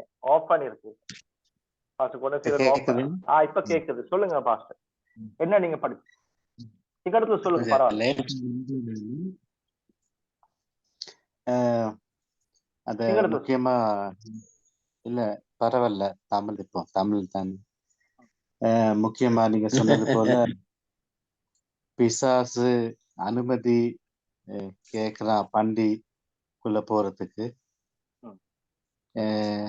அது நம்ம அனுமதி, அது நம்ம வாழ்க்கையில அனுமதி, பிசாசானவன் வந்து நம்மளுக்கு அனுமதி, நம்ம இடம் கொடுத்தா தான் பிசாசுவானன் வந்து எங்களோட வாழ்க்கையை நாசமாக்குறது. விசேஷமா இன்னைக்கு இலங்கையில நிறைய இடத்துங்கள்ல நாங்க பாக்குறோம், விசுவாசிகளை விட போதகர்மாரங்க தான் இருக்கிறாங்க எல்லா இடத்துலயும். அதே மாதிரி நம்ம ஊழியம் செய்யற ஒவ்வொரு பிரதேசத்துகளையும் நிறைய ஊழியக்காரங்க தான் தேத்தனி கடைகள்ல வேலை செய்யறது, கொத்த ரொட்டி அடிக்கிறது, பிளேன் டீ போடுறதெல்லாம். நிறைய பாஸ்டர்மாரங்க எனக்கு நிறைய அம்பிட்டு இருக்காங்க, கொத்த ரொட்டி இருக்காங்க. இனி ஏன்னு கேட்டா அவங்க ஊழியம் கொஞ்ச நாள் செஞ்சுட்டு இப்ப குடும்பமும் இல்லை, பிள்ளைங்களும் இல்லை, ஊழியமும் இல்லை, தாடி வளர்த்துக்கிட்டு ரவுடிங்க மாதிரி இருக்கிறாங்க. இனி அவங்களோட கதைகளை கேட்கறதுல ரொம்ப சரியான வேதனைக்குரிய காரணமாக இருக்கிறது. ஏன்னா அதான் பிசாசுக்கு இடம் கொடுத்து சில பாவத்துங்களுக்கு விழுந்து பிள்ளைங்களோட இந்த வாலிப கேஸுங்க, இந்த சமலிங்கிக சேவை நேரங்களுக்கு அம்பிட்டு பிசாசுக்கு இடம் கொடுத்தனால ஆமா கொஞ்சம் ஏன்னா நல்லா இருக்கிறாங்க. என்ன கேட்டா நீங்க சொன்ன மாதிரி ட்ரீட் பண்றாங்க. ஆனா அவங்களுக்கு வேற தொடர்பும் இருக்குது. ஆனா இருந்துகிட்டு அவங்க நல்ல மனசுமே நடந்து திடீர்னு விழுவுறது இல்ல, திடீர்னு விழுவ மாட்டாங்க. பிசாசு கொஞ்சமா இடம் கொடுத்துட்டு அப்புறம் தான் அது. ஆமா, உண்மை அது. Thank you boss. நான் நினைக்கிறேன் அது உண்மை அவர் பாஸ் சொன்னது. நாங்க வந்து யாரு நம்முடைய சொலமன் வாழ்க்கையை நீங்க சில பேருக்கு அது ஆசீர்வாதமா இருந்துச்சு அந்த சம்பவம் 11:7. Very important point. அதை நீங்க ஞாபகம் வச்சுக்கொள்ளுங்க. மகிமையான காரியம் ஒரு மலையில செய்ய முடியும், மறுமலையில போயிட்டு விரும்பாத அருவருக்கத்தக்க காரியங்கள் செய்ய முடியும். முடியாம இல்ல, முடியும். அதை நீங்க எதுக்கு இடம் கொடுக்குறீங்களோ அதன் அடிப்படையில பாசஸ் சொல்றது போல அது அனுமதி கொடுத்தா உங்க வாழ்க்கையை அவன் அழிச்சிருவான். அந்த மார்க் 5ஆம் அதிகாரத்திலிருந்து அவன் அப்படியே கொண்டு போயிடும். நீதிவான் தான், நாங்க நீதிமான் நீதியாய் வாழ்வதற்கு அதற்காய் உண்மையா வாழ்க்கை ஆனா எங்களுக்கு அந்த வாழ்க்கை கவனமா இருக்கும். Right, thank you. வேற யாருப்பா? சொல்லுங்க பாஸ்டர். சாலமோனுடைய வாழ்க்கையில இருந்து நான் கற்றுக்கொண்டேன் பாஸ்டர். சாலமோன் உண்மையிலே நீதிமான் தான். ஆண்டவருக்காக ஒரு காரியத்தை செய்யணும்னு சொல்லி தேவாலயத்தை எல்லாம் கட்டினாலும் மறுபக்கம் அவனுடைய வாழ்க்கையில கருப்பான காரியங்கள் காணப்பட்டது. நாங்க அதை பார்க்கிறோம். எந்த அளவுக்கு கர்த்தருக்காக வைராக்கியமா எழும்பினாலும் அதே அளவுக்கு பின்பக்கம் பார்க்கிற போது உலகத்தின் ஆசைகள், உலகத்துக்காக ஒத்தவேசம் தரிக்கிறவனாகவும் காணப்பட்டான்னு சொல்லி நான் பார்த்தோம். அது ஒரு ஆசீர்வாதமா இருந்துச்சு பாஸ்டர். எங்களோட வாழ்க்கையிலும் சில நேரங்கள்ல உலகத்துக்கு ஒத்து போற காரியங்கள் அநேக நேரங்கள்ல நமக்கு சில நேரத்துல வந்துடுது.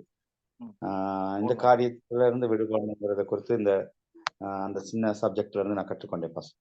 இடம் கொடுக்க கூடாது. நாங்க இடம் கொடுத்து அவங்கள இடம் கொடுக்கல இருக்க பிரச்சனை அது அப்படியே அழிச்சிருவோம். நாங்க ஒரு பாடம் படிக்க போறோம், மனம் திரும்புதல் சொல்ற பாடம். நல்ல அருமையான பாடம். அது படிப்போம். அப்படி அது எங்க வாழ்க்கையில எப்படி மனம் திரும்ப முடியும்னு சொல்லி. சரி, தேங்க்யூ பாஸ்டர். தேங்க்யூ. வேற யாரு?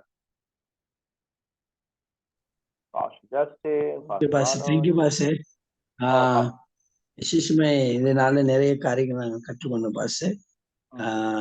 நல்ல புதிய காரியங்களை பாஸ்டர் அந்த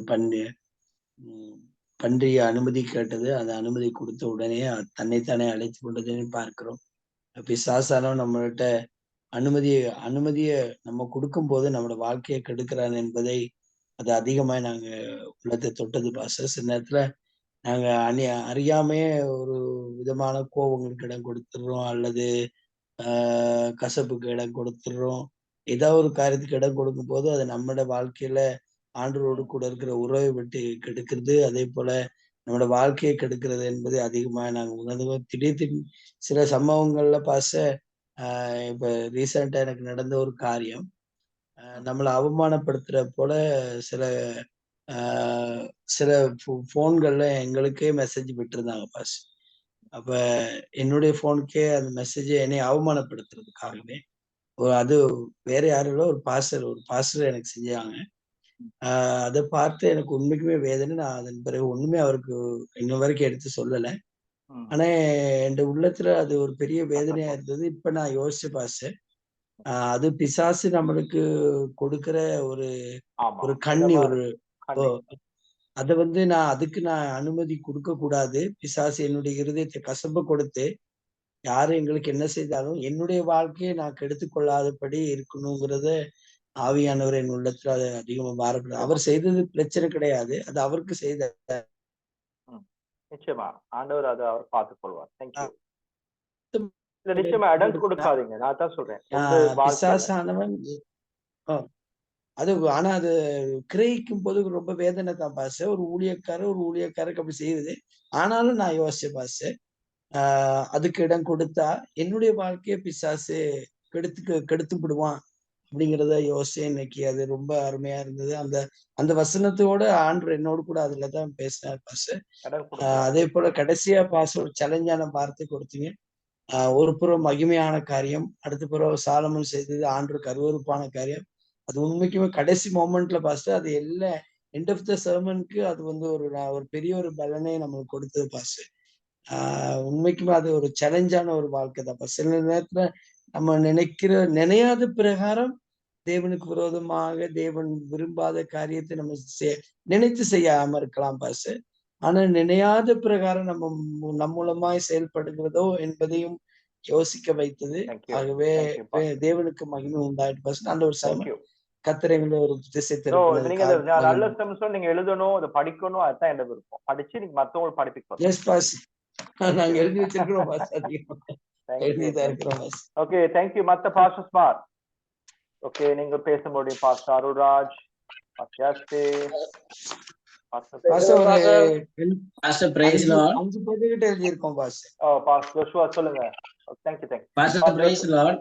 சொல்லுங்க. பாடத்துல நல்ல ஒரு கற்றுக்கொண்டோம் பாஸ்டர். விசுவாசத்தினால் நீதிமானாக்கப்பட்டோம், தெய்வீக பரிமாற்றத்தினால அங்கீகரிக்கப்பட்டோம்னு சொல்லி 2 கொரிந்தியர் 5:21 நல்ல ஒரு கற்றுக்கொண்டோம் பாஸ்டர். முதல்ல ஒரு விசுவாசத்தினால நாங்க தெய்வீக பரிமாற்றத்தினால அங்கீகரிக்கப்பட்டு ஒரு உறவுக்குள்ளாக இணைக்கப்பட்டோன்னு சொல்லி நல்ல ஒரு கட்டத்துக்குள்ள நீ விளங்கப்படுத்தி பாஸ்டர். Thank you pastor. தேங்க்யூ. கொஞ்சம் பேர் இருக்கிறாங்க. Pastor Jegan, pastor Yogi, pastor Manoj, pastor John, pastor Antony Fernando, pastor மோகன், பாஸ்டர் அருள்ராஜ், ஜஸ்டின். சொல்லுங்க பாஸ்டர். பாஸ்டர் அருமையான ஒரு நல்ல ஒரு படிப்பு பாஸ்டர். என்ன காலையில வந்து நான் வந்து ப்ரேயர்ல வந்து நான் டிவோஷன்ல வந்து நான் பேசி இந்த கடவுளோட நான் இணைந்து கொண்டிருக்க பாஸ்டர். எனக்கு வந்து சில பிரச்சனை நிமித்தம் தாக்கப்பட்டிருந்தனால போதகருடைய மறுபக்கம் என்ன அப்படின்னா ஒரு பாஸ்டருடைய மறுபக்கங்கள் அப்படின்னு சொல்லிட்டு கடவுள் வந்து என்னோட நிறைய பேசி கொண்டு இருந்தாரு. ஏன்னா நாங்க வந்து சில நேரங்கள்ல வந்து பெடப்பாகி இருக்கக்குள்ள சோர்வடைஞ்சிருக்கக்குள்ள எங்களுக்கு வர வேண்டிய சில காரியங்கள்ல வந்து எங்களோட விசுவாசிகளும் சரி நாங்க நம்பியிருக்கவங்களும் சரி வந்து வெளியரங்கமா இல்லாட்டி ஒரு போதகரை அவங்களோட பேச்சையும் அவங்களோட வெளியரங்கமான காரியங்களை நம்பி அவங்களுக்கு பின்பதாய் ஓடிக்கொண்டிருக்கிறாங்க. நாங்க அதை குறிச்சு வந்து என்னடா நாங்க எவ்வளவு உண்மையா இருந்தாலும் இவ்வளவு பிரயாசப்படுறோம், இவ்வளவு கஷ்டப்படுறோம், எங்களோட வாழ்க்கைப்படி இருக்குது, அப்படியாவது எங்களோட ஊழிய பாதையில இவ்வளவு கஷ்டப்படுறோமே, ஆனா இப்படி பண்றாங்க. சில போதகருடைய வாழ்க்கையில இவ்வளவு பிரச்சனைகள் இவ்வளவு காரியங்கள் இருக்குது, அவங்களோட பின்பதான் இவ்வளவு காரியங்கள் நடக்குது அப்படின்னு சொல்லிட்டு நான் யோசிச்சு கொண்டு இல்ல கடவுள் வந்து பேசி கொண்டுதான் போதகருடைய நான் யோசிச்சு நானு ஒரு பக்கம் வந்து தேவனுடைய ராஜ்யத்துக்குள்ள நாங்க கடந்து போனாலும் அவங்களோட ஊழியத்துல நாங்க ஆவியானுடைய காரியங்கள் செஞ்சு கொண்டு இருந்தாலும் அவங்களுடைய மறுபக்க வாழ்க்கையில வந்து ஒரு டிஃப்ரெண்டான ஒரு லைஃப் தான் இருக்குது. அதே மாதிரிதான் எல்லாத்துக்கிட்டும் இருக்கும் அப்படின்னு சொல்லிட்டு எவ்ரி லைஃப் நான் வெசன் லைஃப் நான் யோசிச்சு கொண்டு இருந்தேன் நானு. அதுக்கான பதில வந்து இன்னைக்கு பாஸ்டருடைய படிப்புல வந்து அந்த சாலமோன் விஷயத்துல வந்து கருத்துல வந்து எனக்கு அழகா தெளிவா புரிய வச்சாரு. நான் யோசிக்கொண்டு இது எப்படி பண்ண முடியும் அப்படின்னு யோசிக்கக்குள்ள பைபிள்ல இந்த அழகான வார்த்தை ஒன்று இருந்துச்சு. சாலமோன் இப்படி பண்ணிருக்கிறாரு, அவரை விட நாங்க எவ்வளவு இதா இருக்கிறோம், ஆனா அவரு அதுக்காக நாங்க அது எனக்கு பேசக்கூடிய ஆமா சாலமோன் செஞ்சனால நாங்க செய்யக்கூடாது. செஞ்சா எங்களோட வாழ்க்கை இடம் கொடுத்தா அழிச்சிருவான். அதனால நாங்க கவனமா இருக்கணும். Thank you pastor. Thank you. Thank you. Thank you very much. இடத்தை கொடுத்த மடத்தை பிடிச்சிருவாங்க. நியாய பிரமாணம், மற்றது பாவம், இது கிரியை, மற்றது கிருபை, இதுல வந்து ஒரு பெரிய ஒரு பிரச்சனைகள் இருக்கு பாசம். இதுக்குள்ள பெரிய ஒரு தொடர்பாடு வந்து எல்லாத்துக்கும் வேறுபட்டதா இருக்குது. ஆனா இன்னைக்கு பாஸ்டர் வந்து உங்களோட ஸ்டடியில பாஸ்டர் இந்த 4 முக்கியமான விஷயம், ஒரு கிறிஸ்டானியக்குள்ள இருக்க வேண்டிய முக்கியமான விஷயத்த வந்து அழகா நீங்க தொடர்பு படுத்தி பாஸ்டர் அது கிறிஸ்துக்குள்ள நீங்க உணர்ந்துருக்கிறீங்க. இன்னைக்கு நிறைய டொமினேஷன்ல நிறைய பிரச்சனைகள் இருக்கு இன்னைக்கு பாஸ்டர் மத்தியில. ஆனா பெஸ்டான ஒரு நல்ல ஒரு படிப்பினை பாசம் இன்னைக்கு தந்தீங்க பாசர். நல்லா புரிஞ்சுக்கக்கூடிய அறிஞ்சு பாசம். இலகுவா இருந்துச்சு நீங்க சொன்ன விஷயங்கள் வந்து இலகுவா இருந்துச்சு பாசர். Thank you pastor. தேங்க்யூ. நான் நம்புறேன். நான் உங்களுக்கு ஒரு காரியம் சொல்றேன். நாங்க வந்து எல்லாரோடையும் வேலை செய்யறோம். போஸ்கேயா, மெத்தடிஸ்ட், ஐஓஜி, ஃப்ரீ சர்ச்சஸ், நிறைய சர்ச்சஸ் வரும். அப்ப நான் நம்புறேன் நாங்க எல்லாருக்கும் பலவிதமான உபதேசம் இருக்கலாம். ஆனா வேதத்தின் படி சத்தியம் ஒன்றுதான். என்னது? Truth is truth. கடவுளுடைய சத்தியம் ஒண்ணுதான். மற்றவங்க என்னத்தான் பேசினாலும் நாங்க வந்து இந்த வசனம் ஆரம்பத்தில் சொன்னேன் இல்லையா, சத்தியத்தை அறிவீர்கள், சத்தியம் உங்களை விடுதலையாகும். Very simple. நாங்க வந்து தியோலஜி எல்லாம் படிக்கல, தியோலஜி இறையியல் எல்லாம் ஒண்ணு அங்கெல்லாம் போவே இல்லை.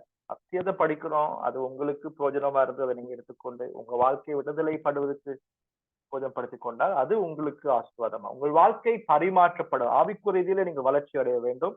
அது உங்களுக்கு வளர்ச்சி, உங்களுடைய குடும்பத்துக்கு, உங்களுடைய சபைக்கு அது ஆசீர்வாதமா, தேவனுடைய ராஜ்யத்துக்கு தேவன் முதலாவது நீங்க சீஷரா இருக்கணும். ஆண்டோட வார்த்தையை பத்தி நீங்க தெளிவான அறிவு இருக்கணும். அதுதான் நான் என்னுடைய விருப்பம், பாடத்துடைய விருப்பம், விசேஷமா NCSL கரிஸ்லங்கோட விருப்பம். அதுதான் நாங்க வந்து நான் அதான் உங்களுக்கு டைம் எடுத்து உங்களுக்கு சொல்லி வெயிட் பண்றேன். ஏன்னா பாடம் முடிஞ்சது ஓட விருப்பம் இல்லை.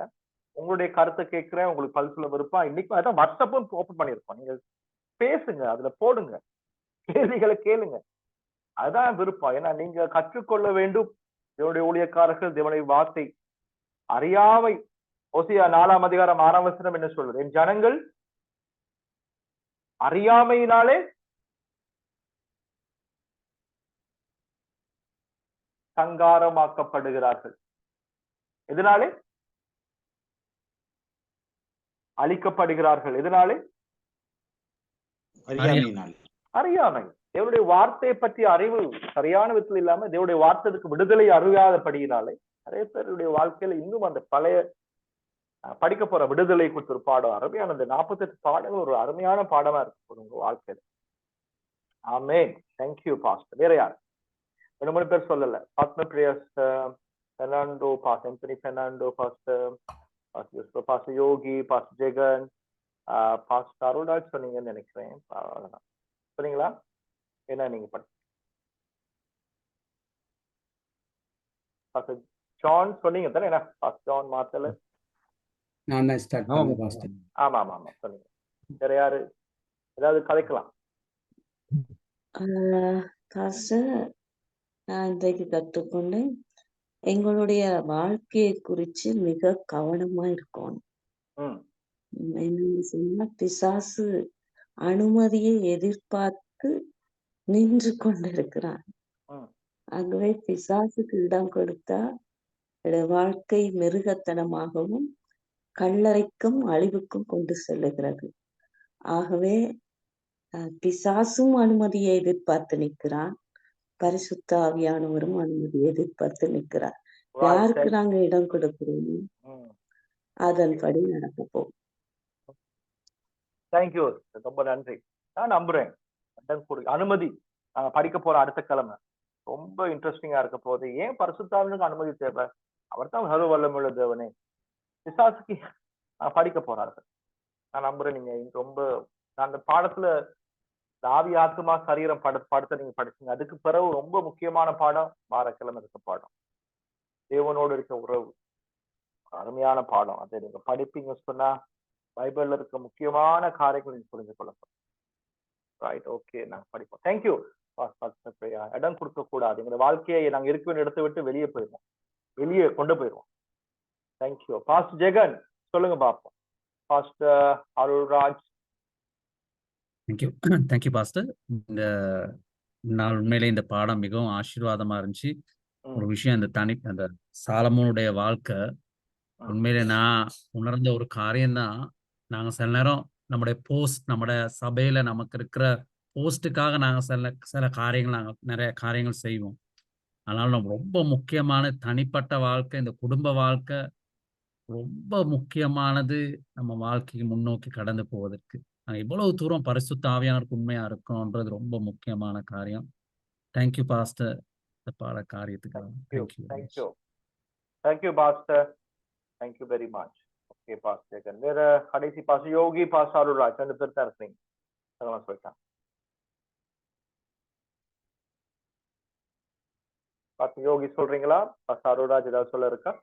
சொல்லுங்க. அன்றைக்கு நான் கற்றுக்கொண்ட விஷயத்துல இந்த கிருபை, ஆண்டவருடைய கிருபை நமக்கு கொடுக்கப்பட்டதே பாவத்திலிருந்து நம்ம தப்பித்துக் கொள்வதற்காகத்தான்.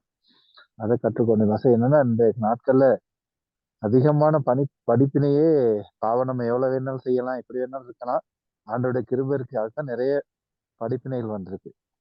ஆனா அதை பத்தி இன்னைக்கு ஒரு தெளிவான ஒரு அபிப்பிராயம், தெளிவான ஒரு படிப்பினை கிடைச்சு. என்னன்னா, நம்ம ஆண்டோட கிருபை இருக்கிறது பாவத்திலிருந்து தப்பித்துக் கொள்வதற்காகத்தான். கிருபை லைசன்ஸ் கிடையாது பாவத்துக்காக. அது அந்த வசனம் தெளிவா சொல்லுது. இதுதான் பிரச்சனைனா, வசனத்தை பார்க்க மாட்டாங்க. சும்மா பொதுவா உள்ளத்தையும் பார்த்துட்டு அப்படியே நினைச்ச மாதிரி சொல்லு. Very important. பைபிளை ஆதியாகமம் தொடக்கம் நான் எப்பயுமே கவனமா இருக்குது. ஆதியாகமம் தொடக்கம் வெளிப்படுத்தல் மட்டும் கனெக்ட் ஆகும். இல்லாட்டி ஒரு இடத்துல ஒண்ணு சொல்லிட்டு ஒரு இடத்துல இன்னொன்னு சொன்னா அது ரொம்ப உபதேசம் பிழையா போயிடும். அதனால நான் நம்புறேன். தேங்க்யூ. நான் சொன்னது போல நிச்சயமா நாங்களுக்கு கிருபையை பத்தி நிறைய பிழையான உபதேசங்கள் இருக்கு. பாஸ்டர் அருள்ராஜ் சொல்லுங்க. பாஸ்டர், நான் கற்றுக்கொண்டது என்னன்னு கேட்டா பாஸ்டர், நம்ம இன்னைக்கு அந்த அடிமையா யாருக்கு அடிமையா இருக்கிறோம் அப்படிங்கிற ஒரு இதை பத்தி நாங்க படிச்சோம் பாஸ்டர். உண்மையிலே நாங்க தேவனுக்கு அடிமையா நாங்க தேவன் எங்களை விலை கொடுத்து வாங்கியிருக்கிறாரு. அதை புரிஞ்சுக்கிட்டு வாழ்ந்தோம்னு சொன்னா எங்களுக்கு ஒரு வெற்றியுள்ள ஒரு கிறிஸ்தவ வாழ்க்கை வாழ முடியும்னு சொன்னா அவருக்கு பயந்து அவருடைய விருப்பப்படி வாழுவோம். அதனால ஒரு நல்ல வாழ்க்கையை வாழ முடியும் அப்படிங்கிறத கற்றுக்கொண்டேன் பாஸ்டர். அது எனக்கு மிகவும் பிரயோஜனமா இருந்துச்சு. ரொம்ப நன்றி பாஸ்டர். தேங்க்யூ. நான் உண்மையிலே நம்புறேன் உங்களுக்கு எல்லாம் அந்த பாடம் சிம்பிளா நான் படிப்பிக்க முயற்சி பண்றேன். பெரிய தியாலஜி எல்லாம் கிடையாது. திரும்ப திரும்ப சொல்றேன், சத்தியத்தை பத்தி நீங்க சரியா தெரிஞ்சுக்கொண்டீங்கன்னா அது உங்களுடைய வாழ்க்கையில பெரிய மறுமாற்றம். ஆவியானவர் உங்களுக்கு இருக்காரு, உங்களுடைய இசை போட்டு. அப்ப நாங்க இந்த தெளிவா சொல்றேன், நீங்க கற்றுக்கொண்டதை திருப்பி எழுதுங்க, நான் உங்களுக்கு அனுப்புறேன். நோட்ஸ் இல்ல, சாரி, உங்களோட வீடியோ அனுப்புறேன். அதை நீங்க பாருங்க. பிரசன்டேஷன் வேணும், அதையும் தரேன் உங்களுக்கு. அதை நீங்க படிப்பிக்கலாம். நோட்ஸ் எல்லாம் எழுதுறோம் பாஸ். நோட்ஸ் எல்லாம் எழுதி தான் முடியும். தேங்க்யூ. இல்ல பிரசன்டேஷனும் தாரேன், நீங்க எடுத்து நீங்க எழுதி படிப்பீங்க. உங்களுக்கு படிப்பிக்கும் போது அது பெரிய ஒரு ஆசீர்வாதமா இருக்க போகுது. நான் நம்புறேன். Thank you very much. உங்களுடைய நேரங்கள் முடிப்போம், வருகிற வாரம் சந்திப்போம். அசல் உங்களை ஆசீர்வதிப்பார். தயவு செய்து உங்களுடைய ஒவ்வொரு பாயிண்ட்ஸை நீங்க போட்டீங்கன்னா நல்லோம். என்ன உங்களுக்கு படிக்க போகுது போடுங்க. சரி பாஸ், ஒயிஸ்டோன் போடுறேன் பாஸ். அது எங்களுக்கு உற்சாகமா இருக்கும். ஏன்னா அது தேங்க்யூ. நாங்க ஜெபம் பண்ணி முடிப்போம். நான் கேட்டுக்கொள்ளும் பாஸ்டர் பெனடிக்ட் எங்கள் மத்தியில் இருக்கீங்க. பாஸ்டர் பெனடிக்ட் ஜெபம் பண்ணி எல்லாரும் ஒப்பு கொடுங்க. அவங்களுக்குள்ளாக அந்த நீதியின்படி வாழ்வு. மகா பரிசுத்தம கிருபை நிறைந்த நல்ல ஆண்டவரே, இந்த இரவுல செபிக்கிறோம், உடைய கிருபைக்காய் ஸ்தோத்திரிக்கிறோம். பிதாவே, இந்த நாளில கூட கர்த்தாவே ஊழியர்களாய் நாங்கள் ஒன்று கூடி ஆண்டவரே உடைய ராஜ்யத் வேலைக்காய் ஆண்டவரே சுவாமி கற்றுக்கொள்கிற இந்த பாடங்களுக்காய் செபிக்கிறோம். தேவரே அருமையாய் கற்றுக்கொள்ள கருத்த கிருபைக்காய் ஸ்தோத்திரிக்கிறோம். ஆண்டவரே, நாங்கள் மறந்து போன ஆண்டவரே கர்த்தாவே உடைய சத்தியத்திலிருந்து விலகி போகிற காரியங்களை மறுபடியுமாய் நினைப்பூட்டி ஆண்டவரை கர்த்தாவே உடைய சத்தியத்துல நடக்கத்தக்கதான இந்த ஆண்டவரே சுவாமி இந்த கற்றுக் கொடுத்தலை கர்த்தர் ஆண்டவரை அறிந்திருக்கிறீங்க. அதன்படி நடக்க கர்த்தர் கிருபை செய்யும்படி அச்சபிக்கிறோம். ஆண்டவரை விசேஷமாய் கற்றுக் கொடுக்கிற பாஸ்டருக்காய் செபிக்கிறோம், அவருடைய குடும்பத்துக்காய் செபிக்கிறோம். சுவாமி, எங்களுக்காய் பிரயாசப்பட்டு ஆண்டவரை கர்த்தாவே பாடங்களை ஆயத்த பண்ணி ஆண்டவரை கற்றுக் கொடுக்கிற இந்த தாசனை கர்த்தாவே நீர் ஆசீர்வதிக்கும்படி ஆச்சபிக்கிறோம். இன்னுமாய் வேண்டிய காரியங்களை கற்றுக் கொடுக்க கர்த்தர் கிருபை செய்யும்படி அச்சபிக்கிறோம். சுவாமி, இந்த நாளில் பங்கு கொண்ட ஒவ்வொரு ஊழியர்களுக்கு அச்சபிக்கிறோம், அவருடைய குடும்பங்களுக்கு அச்சபிக்கிறோம், பிள்ளைகளுக்கு அச்சபிக்கிறோம். சுவாமி, ஒவ்வொருவரையும் பலப்படுத்துங்க. ஆண்டவரை நேர்த்தியாய் கற்றுக்கொண்டு உடைய ராஜ்யத்தை கட்டத்தக்கதான கிருபை கொடுக்கும்படி அச்சபிக்கிறோம். இந்த இரவு பொழுதில் ஆண்டவரை எங்கள் ஒவ்வொருவரையும் நீ பாதுகாத்துக் கொள்ளுங்க. எல்லா துதி கன மகிமை எல்லாவற்றும் உமக்கு செலுத்தி இயேசுவின் நாமத்துக்கு ஒப்பு கொடுத்து செபிக்கிறோம் எங்க நல்ல பிதாவே. ஆமென். ஆமென். Thank you, pastor. Thank you very much.